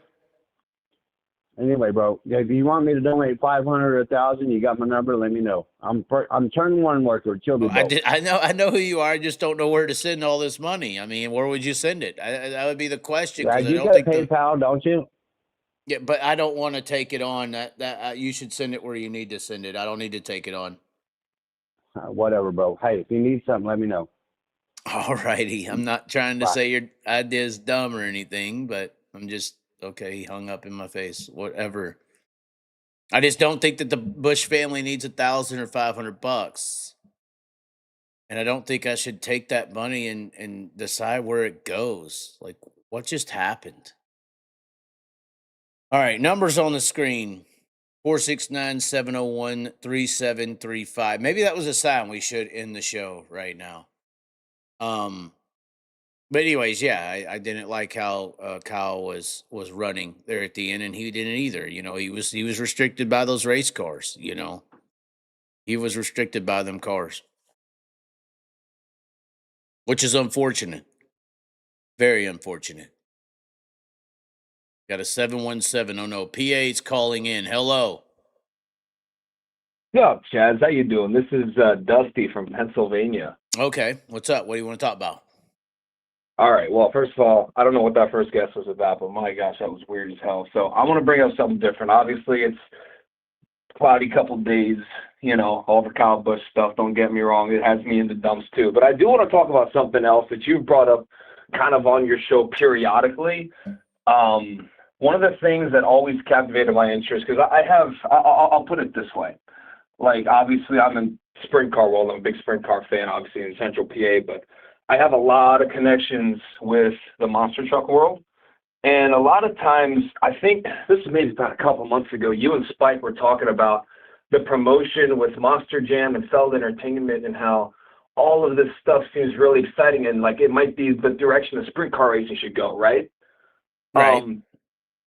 So I got to be honest with you, it is beyond... that is beyond the worst idea possible. Like, that is one thing that I can 1,000% tell you should never happen. And reason being is, while it might look easy on the guys, like, oh my gosh, all these trucks, all these whatever, like, over the course of the last, I would say, 10 years, maybe 15 years, the monster truck world has gone pretty much inside out at the quote-unquote big leagues with Monster Jam. And I hate to bring it up, like, with Monster Jam context and all that stuff, because Well, that's the unfortunately, I know too famous much one. about Monster it, but Jam's like the UFC, yeah. you know. Right, exactly, yeah. Because back in the Speed Channel days, give or take, right, we would put that on TV states in the morning, in the afternoon, whatever, right? And you'd see it's about the competition of what we're watching, right? It's Right. about what sprint car is going to be for the racing, where now it is completely and utterly inside out. Everything there, it solely exists pretty much right now just for merchandise. And pretty much Well, half. come on now. They Well, still no. pack out fucking stadiums as a niche. They pack out, but they don't care how well their talented drivers are. Like, you look at the Well, sprint no. car world. Well, I mean, you could blame Medusa for that. Well, yeah, you can to some degree, but it goes way deeper than that, especially nowadays more than ever. But basically, But hold on. Even back there in those Speed Channel days, I mean, maybe I was a little more educated than the average watcher, but I could tell the reason the Gravedigger car or Max D was so much better than the other guys is because they had better trucks and equipment. Like you could They had better see, truck. Yeah, you could see the difference. there were some. So there were about, I would say there would be El about half Toro the or trucks that whatever would was have it. good. Hold on, there's like Yep, there was El like 4 Toro's trucks that good. were always up front, and you Right. could tell it's because they had the horsepower to be up front. Right, exactly. But, you know, even then, you could still be someone that is selected to compete at a show, at an event, and you could still go in there and kick ass. Where, I mean, yeah, those days, I mean, obviously it can still happen, but it's just at this point, like as far as competitive drivers go and the talent that they bring in year after year that don't ever make a cut to be a driver, it's beyond. Well, but when me and It's Spike, beyond when me and comprehensible. Spike were talking about this, we were talking about the Yeah. promotions, Right. not the Right. talent. And We were just talking about the right, but promotional aspects. I'm gonna get to that in a second. So because that's how it all starts, because they bought Monster Jam and Supercross and all that, Disney. what, 2008, give or take? Disney. Well, Feld is owned by Di- Disney. It's Disney that owns it all. Disney owns, okay, well, they own Disney on Ice. They actually own the rights to Disney on Ice. They actually But don't. I They're thought not owned by Disney was the sole proprietor owner of Feld Entertainment. No, they're not. They have the rights to Disney on Ice. That's it. But Okay. anyways, but to talk about the promotional side of things, they're not even on a major network anymore.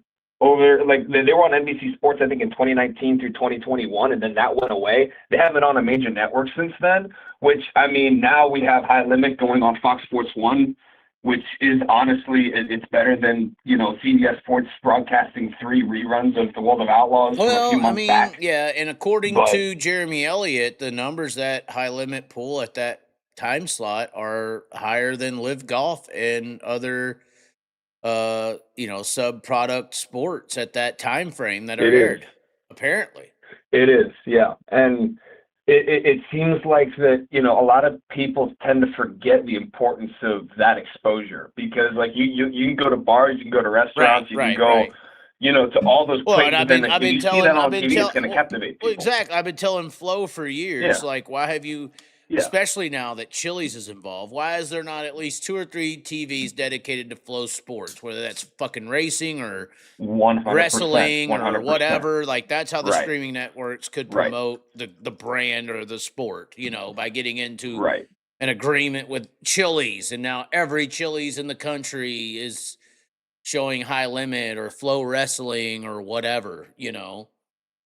Yeah, and that would be fantastic if they could strike up a deal like that to some level, because it's just gonna, you know, it's gonna be that exposure that the sport needs. Right. It's gonna be The that sport needs opportunity exposure. for yeah, 100% it does. And I don't know what the way that's gonna look like, but I'll tell you this: it's not the way the Feld and the Monster Jam route goes at all, because to me they're going so far backwards beyond belief. And it's like, you know, because I grew up as a fan of that stuff too, obviously. But it's disappointing to see that become what it is, because, like, it's just, like I said, it goes deeper than promotion. It just goes toward, you know, the people that they want behind the wheel, and who's operating, and who's making choices there. And it's just, it's not being ran like a sport. It's not being ran like a motorsport. Now, Supercross is. That's because Supercross is ran by the AMA. Well, and that's just because it takes so much fucking balls to drive those fucking things too. Like a monster truck. Absolutely, it does. There's really, I mean, I'm not trying to be mean when I say this, but they're built to fucking flip and crash. There's not a lot of, like, risk, technically, I don't think, involved in driving a monster truck. Like, the freestyle competition is literally, let's wreck this fucking thing. You know, it's like, there's no inherited risk. Whereas Supercross, I mean, you fuck up on a triple and you could die, you know, today. Like, well, and it's expected. They did. Right, yeah, and it's more dangerous in that aspect. Now, they did just fire a driver like 2 weeks ago for actually crashing, believe it or not, in Monster Jam. But anyways. Okay. Well, I gotta cut you off real quick. I have to use the restroom. Will you watch the chat? I still want to keep talking to you. Will you respond to the chat for me or no? Yeah, I can respond to the chat. Respond to the chat. Let me bring it up here quick. Respond to the chat. This will be hilarious. We're actually going up in views. You're entertaining people. Hold on. I'll be right back. All right, good. Anyways. I think it's a little bit behind, of course. I have it muted on my end, so because obviously we don't hear any you don't want to hear any background noise or anything, but I mean, obviously, I'm sure, like everybody else here, they want to see sprint car race promoted the best way possible. Feld Sports runs Supercross. AMA has very little involvement. Educate yourself. Actually, the AMA does run it. Feld is okay. So Supercross goes wherever Monster Jam goes. They were owned by Live Nation, Clear Channel, whatever. The AMA is what runs Supercross. Feld Entertainment is just there to book the venues and to keep kind of, making sure that they go to the same stadiums that basically Monster Jam does, because that's where they bring in dirt. That's where they have the contracts to bring dirt in, et cetera, et cetera. So that's actually how it operates. But nonetheless, Supercross is fun as hell to watch. It's fun as hell to go to. It's amazing to see. That's definitely the way you promote racing properly. And I know that anytime in my area that when, especially earlier in April when Supercross came to Philly, like I heard everyone and their mother talking about it. I was at hockey games that people were talking about it. I was at racetracks, people were talking about it. So that's definitely, at least how exciting Supercross is. And to some degree, at least they have regular scheduled television. They have it where it is possible to be exposed to it.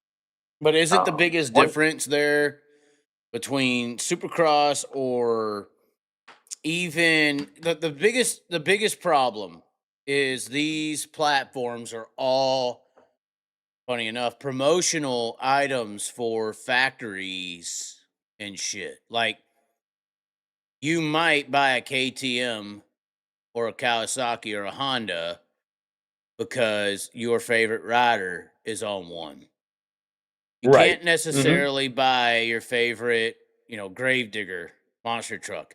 Now, the issue was with the reason monster truck was so big is the Hot Wheels industry and the collector industry, because people will go out and buy them by the masses in Walmarts and shit. So same thing with NASCAR. Oh, yeah. All your bigger entities are basically manufacturer entities that are using these sports as promotional tools, like even NASCAR with the Camrys and all that shit.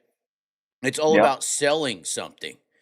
That's the issue. That's one of the bigger issues with sprint car racing. That's an issue, I think, with monster truck in the modern world. There's nothing to sell on the sprint car. Like, you can't sell a sprint car to a consumer market. Like, you literally have to have a NOS style sponsorship or a big game, a tree stand or something along or interstate, but interstate batteries, great sponsorship, because at least you can sell batteries to the car. But you could sell the actual bike that your favorite driver is running. You could sell the Toyota Camry that Reddick is in, but you can't sell the sprint car. You can't sell the monster truck. Well, yeah, but here's the thing. Back in the mid-2000s and even late 90s in the monster truck world, you could sell trucks, for example, right? They had the built Ford Tough Blue Thunder. Well, that's how it got Advanced big, Auto obviously, Parts right? Advanced Auto Parts was a title sponsor for 4 years. You had all of these motorsports-related sponsors.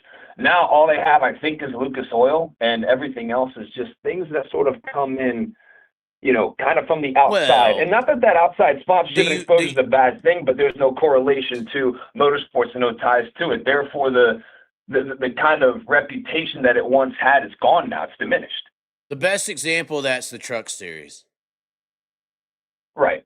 Because Jimmy Johnson came from the arena truck racing, like the trophy trucks, that was a huge fucking deal. But when NASCAR came out, he explains this. Jimmy Johnson explains this. Another OG badass driver like Kyle. He explains that series died when the Truck Series in NASCAR happened because Toyota and Ford and Chevy pulled all their support from the series and put it behind the Truck Series. And when that series lost the OEM support, they were done. Because the factories couldn't use them to sell product anymore. Yeah, and that to me felt like what the whole sole purpose of the existence of the series was. And right, and that's what I'm saying. Busch's last race, But that's what I'm Yeah, saying. and That's even look how at Kyle some of Busch's last these. race that he. Oh, go ahead. Sorry. Go ahead. I was gonna say, look at Kyle Busch's last race that he won. How empty the stands were. I mean, for a truck race, it was maybe a little bit fuller than a couple other venues that they go to in NASCAR, but those races haven't even been close to any capacity to any degree for decades. Right, and And it's a shame, you know. You don't want to see that because it's motorsport still, you know. It's like with drag racing. Like, yeah, Tony Stewart, for example, he's in all this NHRA stuff, but the stands are just as empty as they were prior to him even being there. And I mean, it's crazy to NHRA, me. you can't say that. NHRA, and see, that NHRA, so to me, to be honest, and this may offend Tony Stewart, which we've done that a few times this year, apparently. To me, NHRA, and God, this is really going to piss these guys off. We're going to be really in trouble now. NHRA, Oh, well. and just how we're talking about factories and all this and support to sell an item or a car or a truck. You know, Dodge got back into the trucks to sell trucks, you know, to be in that market. But once again, you can't sell a sprint car. You can't sell a monster truck. Bigfoot was its entity. That's how Ford got involved. But you can't sell a monster truck. You can't sell a sprint car. You also can't sell a funny car or a top fuel vehicle. But I think that the same reasons monster trucks still sell out stadiums is the same damn reason that NHRA can still do the same. Because it's a this is going to sound so mean, but it's in that freak show category. Let's be honest. Mm-hmm. It's in the freak show category. You want to see this fucking truck thing that's bigger than anything you've ever seen, with that super fucking loud, do backflips through an RV or something? Okay. You want to see this freak show? Go watch it. I wish they used RVs. Hold They on. haven't used RVs in 15 years. Well, they should. In the same light, They don't. in the same light, you want to see this fucking, you know, long nose, you know, stretched out, duck looking top fuel dragster go 330 miles an hour in 4 seconds while it sounds like a bomb's going off? Go to NHRA. Yeah. It's the same kind of freak scenario, you know, in a freak in the right way or a freak in the wrong way. That's up for people to determine. But there's technically no like connection. You can't sell like a monster truck. You can't sell a sprint car. You can sell a Camry or a Ram, though. You could sell a bike in Supercross, but you can't sell a top fuel funny car in a top fuel and a funny car. You know, so I think that NHRA and monster trucks are very similar in what actually gets people to come to them. It's a freak show. It's watching the freak show. Yeah, I mean, it definitely can be. Yeah, but it's seeing just something the you way can't that, see nowhere else. You know. It is. But it's just the way that is being operated today. Though that's where it's really, I personally, as a fan of that stuff, I personally wish it was ran better and done better. And unfortunately, it's just not. It's just being ran like it's the Ringling Brothers because that's the same people that are running the show. So somebody just said it. Monster Jam is a unique experience you can't watch anywhere else.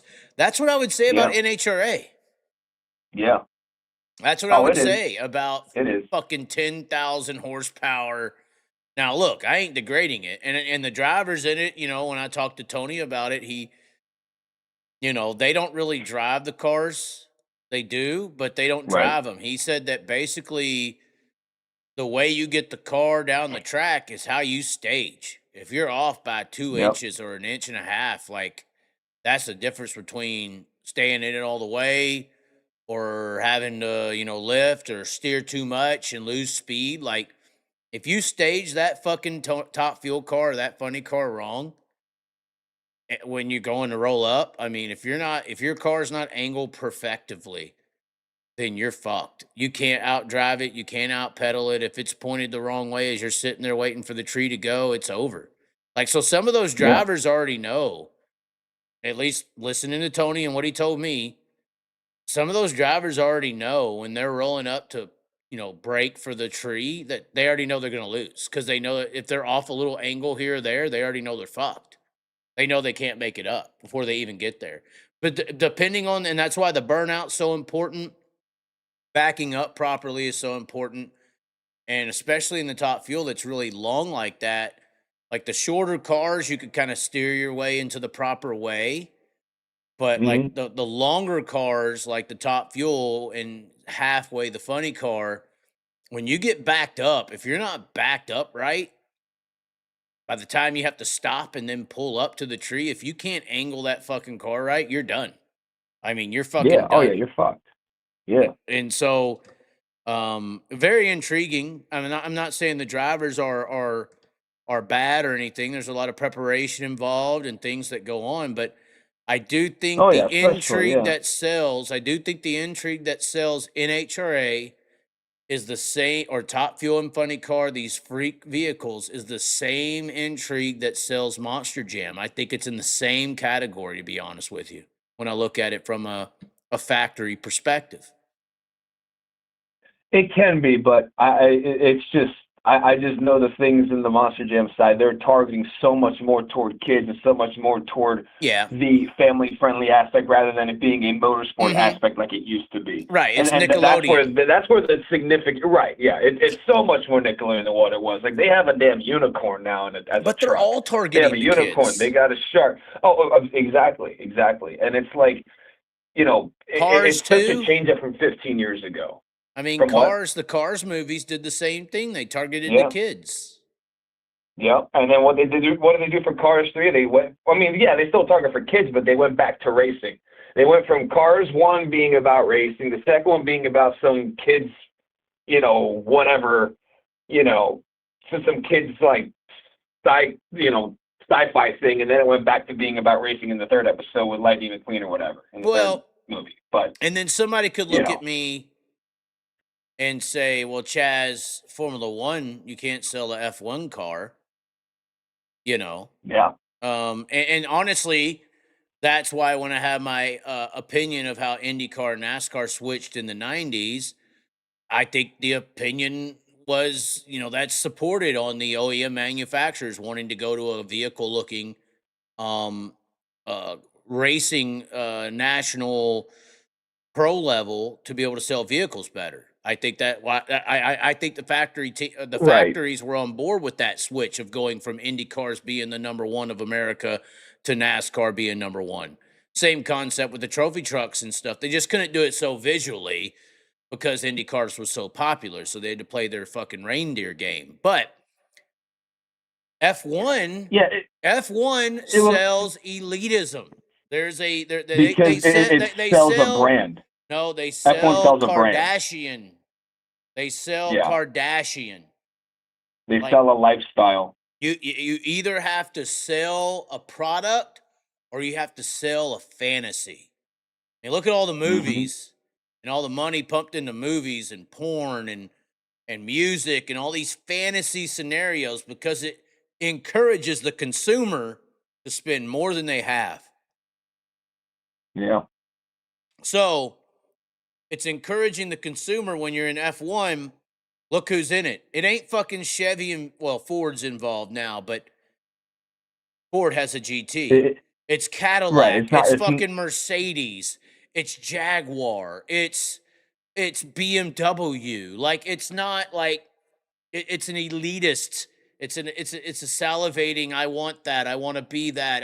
I can't have it, so I'll watch it. It's MTV Cribs for racing. Technically. Yeah, it literally is. Yeah. And the racing product is the fucking worst in the world. Well, and then they fixed the racing product this year, and everybody's crying. They want to go back to single file. They're mad, Yeah. They made it a little better. I still ain't watching it. It's hard to watch. Sure, but once again, this is why the system hates dirt track racing. This system will never promote dirt track racing ever. If they think dirt that track racing has the biggest potential. It has the biggest potential, but it just doesn't have the opportunity. Yeah. It's the best. It's the best fight on the block. And the system knows that if the people sees how good of a fight it is, they're going to lose. Yeah. They're going to fucking lose. Yeah. So, I mean, and this is what I told Brad a couple weeks ago. And Brad's being nice to me. World of Outlaws are being nice to me. I'm very lucky to be able to sit here and talk all the shit that I do, and these people accept it. Which I put in the time to get that, respect. I'll call it respect. So that's nice of them to have respect for me. Right. But I told him, I'm like, if you think for a motherfucking second NASCAR is going to help you, I mean, look at how pissed they got at Tony Stewart and SRX. Mm-hmm. Yeah, when all that stuff came out, dude, holy shit. Right.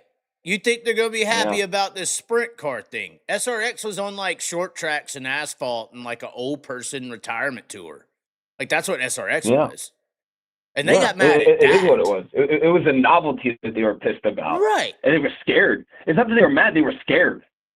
You think they're Which I thought was hilarious. You think they're not, if you think they're not worried about the women out there seeing Carson Macedo in a sprint car fucking throwing bombs on David Gravel, I'm just saying, I mean, look at Chase Briscoe. Motherfucker looks like, your little sister could slap him in the face. There ain't no girls trying to hook up with Chase Briscoe. I'm just fucking saying. I'm prettier than Chase Briscoe, for crying out loud.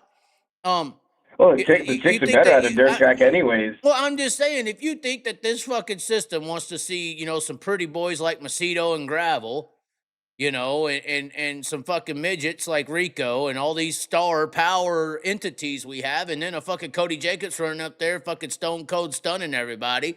If you think if you think they want to promote that and help you, you're fucking stupid. Yeah, like hell they don't, man. It's crazy. They are blocking that every day of the week. They're turning the knob down on that shit.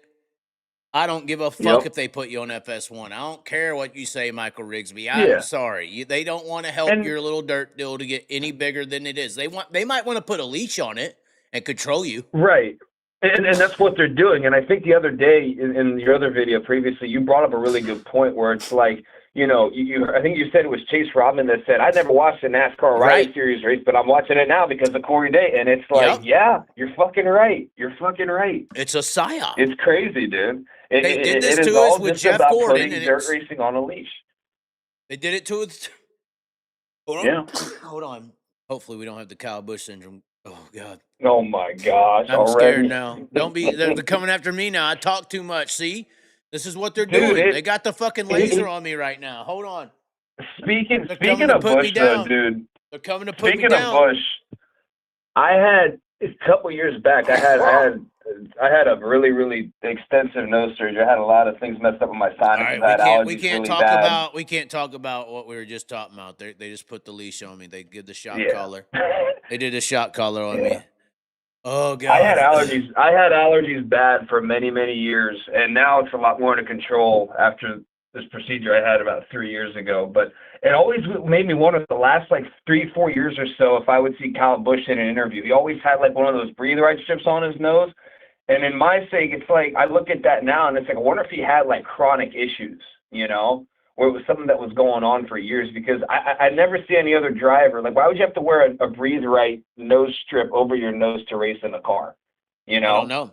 That always captivated my interest. Now that I look back, ever since he passed away now, I've been thinking about that. Because it's I said I wasn't going to get into the fucking conspiracy theories, but it is weird he got that life insurance settlement, and then all of a sudden he's... Yeah. It is weird. I mean, we can leave it at that. We don't need the higher powers that be to go after Hold on. It just passed midnight, so this is day 3 now. All right, we can let loose. No, if you go and study anything, there is confirmed, you can do direct energy, diseases. You can inflict disease. You can inflict heart attacks. You could do a lot of stuff with science if you got the connections to do that, Yes.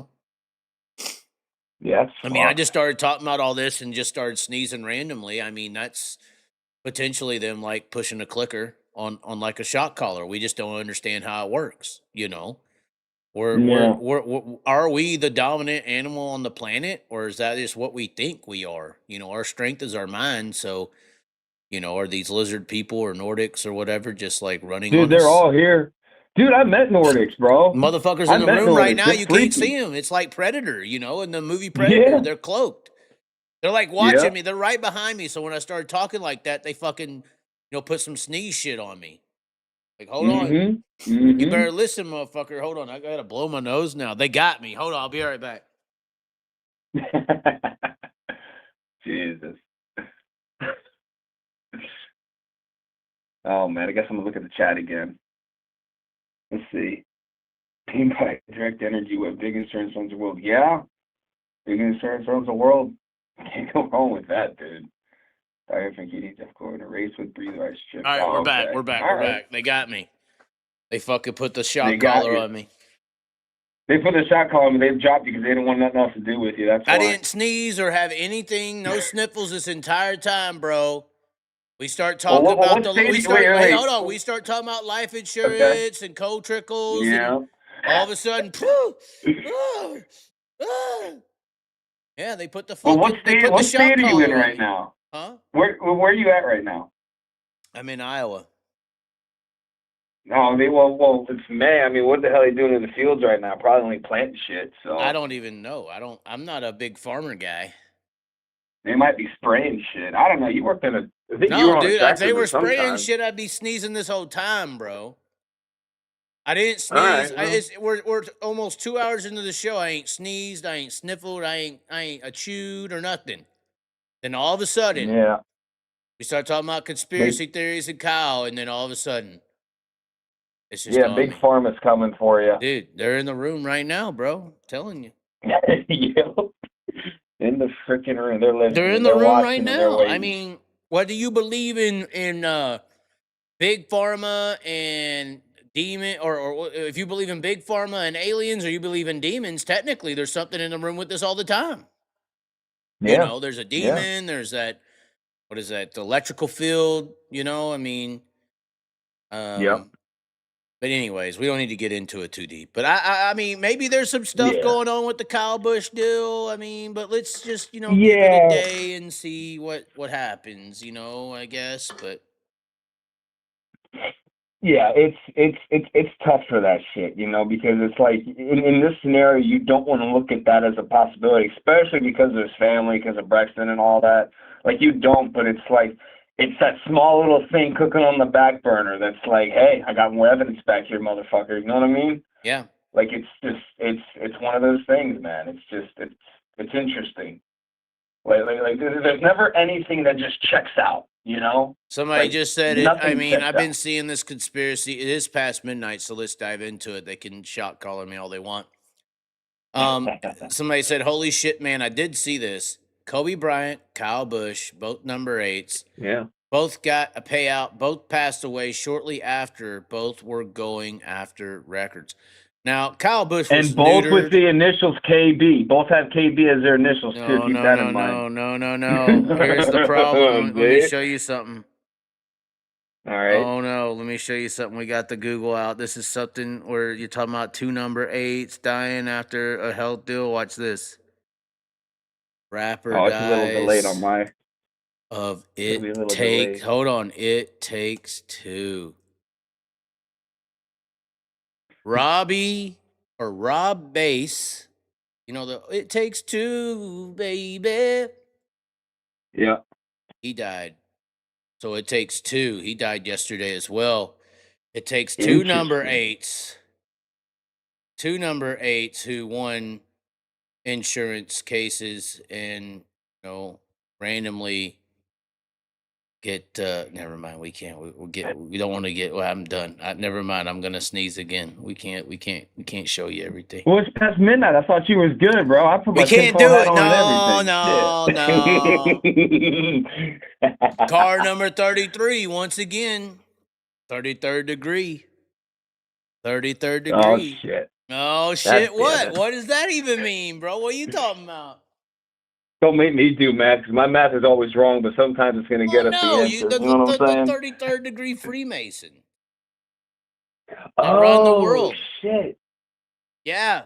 Oh, God. Oh, damn it. shit is right. Oh, shit is right. Oh, my. Wait, I got another one for you. So we went Oh, from no. we went from number 3 to 29 back in 2001 with Earnhart. Yes, do you know Plus why? 5 equals 8. And then you go, Mhm. wait, 20, 33, 1 through 2. Oh, 33 is 4 numbers. Well, it's just like the All right. Code-Trickle deal. You know, the Code-Trickle deal, he's 46. Obviously, we've all seen the movie, 23 with Jim Carrey. The number 23 is all the conspiracy theories in the world. Jeff Gordon was supposed to be 46. Did you know that? 23. He was originally 23 plus 23 is what? 46. What is 4 times 6?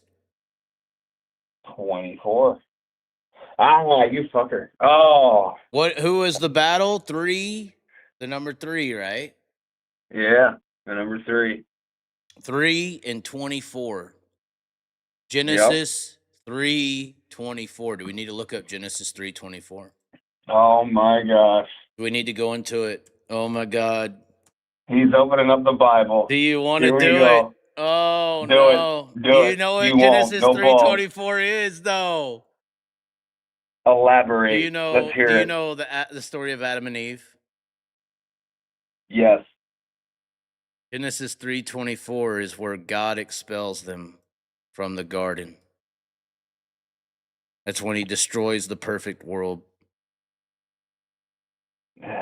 Okay. He destroys the world in Genesis 3:24. That's where everybody gets blown away. When are these rich people going to get it? Hold on, here's what I want to know. When are these rich people just going to get in their little private spaceships, fly up into Earth, and then blow this motherfucker up, reset it, and then come back here and put some tablets in the ground? Well, that's what I want to know. When are they just going to come and take over? They could be the new gods of the next human race, in 600,000 years or whatever. Just blow this motherfucker up, put some tablets in the ground. One of the breeds of aliens wanted to do that, but they realized we're all too damn retarded, and they don't want to do that to us. They just want to leave us go. Well, but we're a slave race, right? That's what we are. Yeah. We think that the cows are in the pen, but we are. Yeah. Yeah. We're just like toys. Yeah. We're like the Sim. We're like the game Sims. We're puppets. Yeah, they play with us. Yeah. Mm-hmm. Exactly. Yeah, all they do is play with us. Yeah, we're just a show. I tell people all the time, like, LongLiveTheChaz isn't a YouTube channel. It's like an Illuminati show. They just watch all the time. Yep. Not the show here, but like life. There's just too many dramatic things that happen. Yeah. It's like, this is not possible. Mm-hmm. Unless it's for entertainment purposes. Like, why would you watch a war movie when you could just watch war? Yeah. That's why we always have them. Mm-hmm. Yep. Entertainment. That's wild, man. It's all about enjoying the show. Oh, God. Enjoying the show. This is horrible. It's crazy shit, brother. Samantha Busch is going to turn into this show and then hear you say all that and me ranting about this, but that's fine. As long as she doesn't turn into Samantha Kirk, we're good. You know what I'm saying? Oh, God. Wow. Honestly, I would hate to see that happen. I hope not. I don't think so. You went all the way there. Someone had to say it. Oh, my God. I mean, did you see that she was talking to someone that was trying to give her, like, some sort of, like, spiritual talk a few months ago on a podcast somewhere? Mm-mm. What happened? Did you see that article? Yeah. So, I apparently there's video. I didn't get a chance to look at it yet because I was at work earlier and I saw it. Right. Apparently she was on some podcast with someone that was, like, able to, like, read and talk to, like, her grandmother or something and was basically just spilling the tea of gratitude of how brave she is. And she didn't know kind of what it meant or why, but I guess she was just like, oh my gosh, my grandmother that passed away 15-something years ago is really proud of me for being so brave and blah, blah, blah. But apparently she was a little confused as to what that meant. And that was just a couple months ago. Right. You know?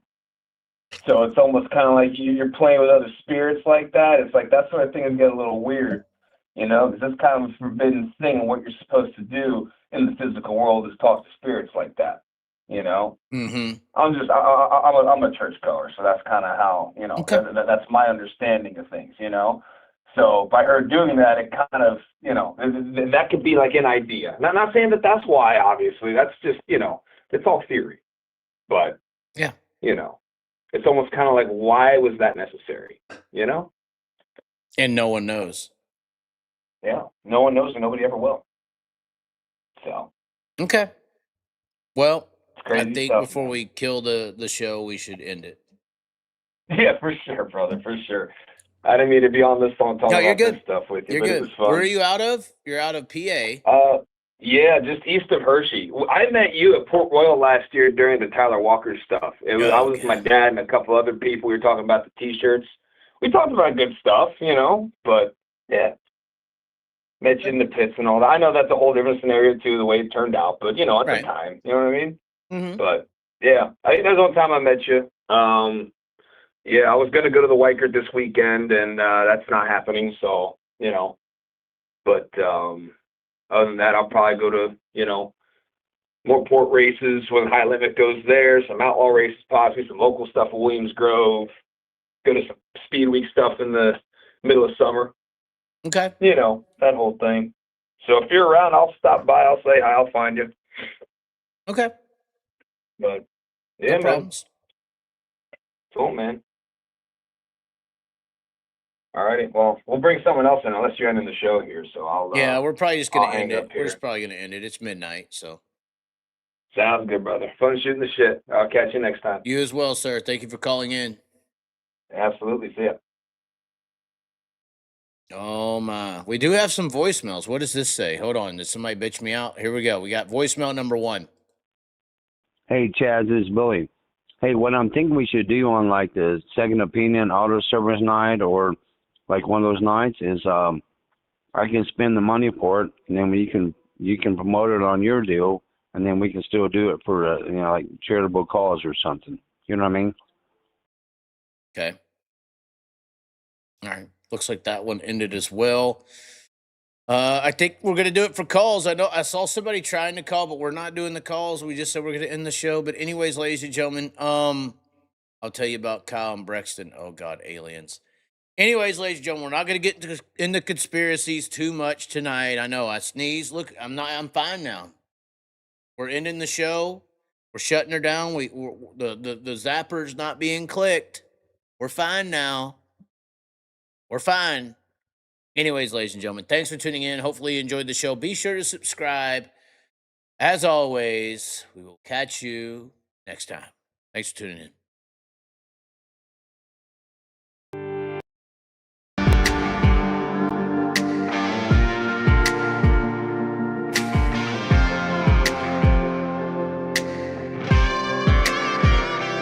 We can ride high, we can ride low. We can ride anywhere we need to go. We can ride all night up to the morning, as long as we make the show. We can be the best or we can be the worst. We can be the best thing you ever heard. With the motor singing and the grandstands ringing, it's hard to put it all in words. But this is how we ride, this is how we do. Riding mud, sliding up higher in the groove. Don't give a damn about the cash we're spending. With the time we got, we choose to play it on the go, to stay out on the run. We all high, wild and handsome. Ain't telling you what's right or wrong or what to choose. Hey, but this is how we do. This is how we do.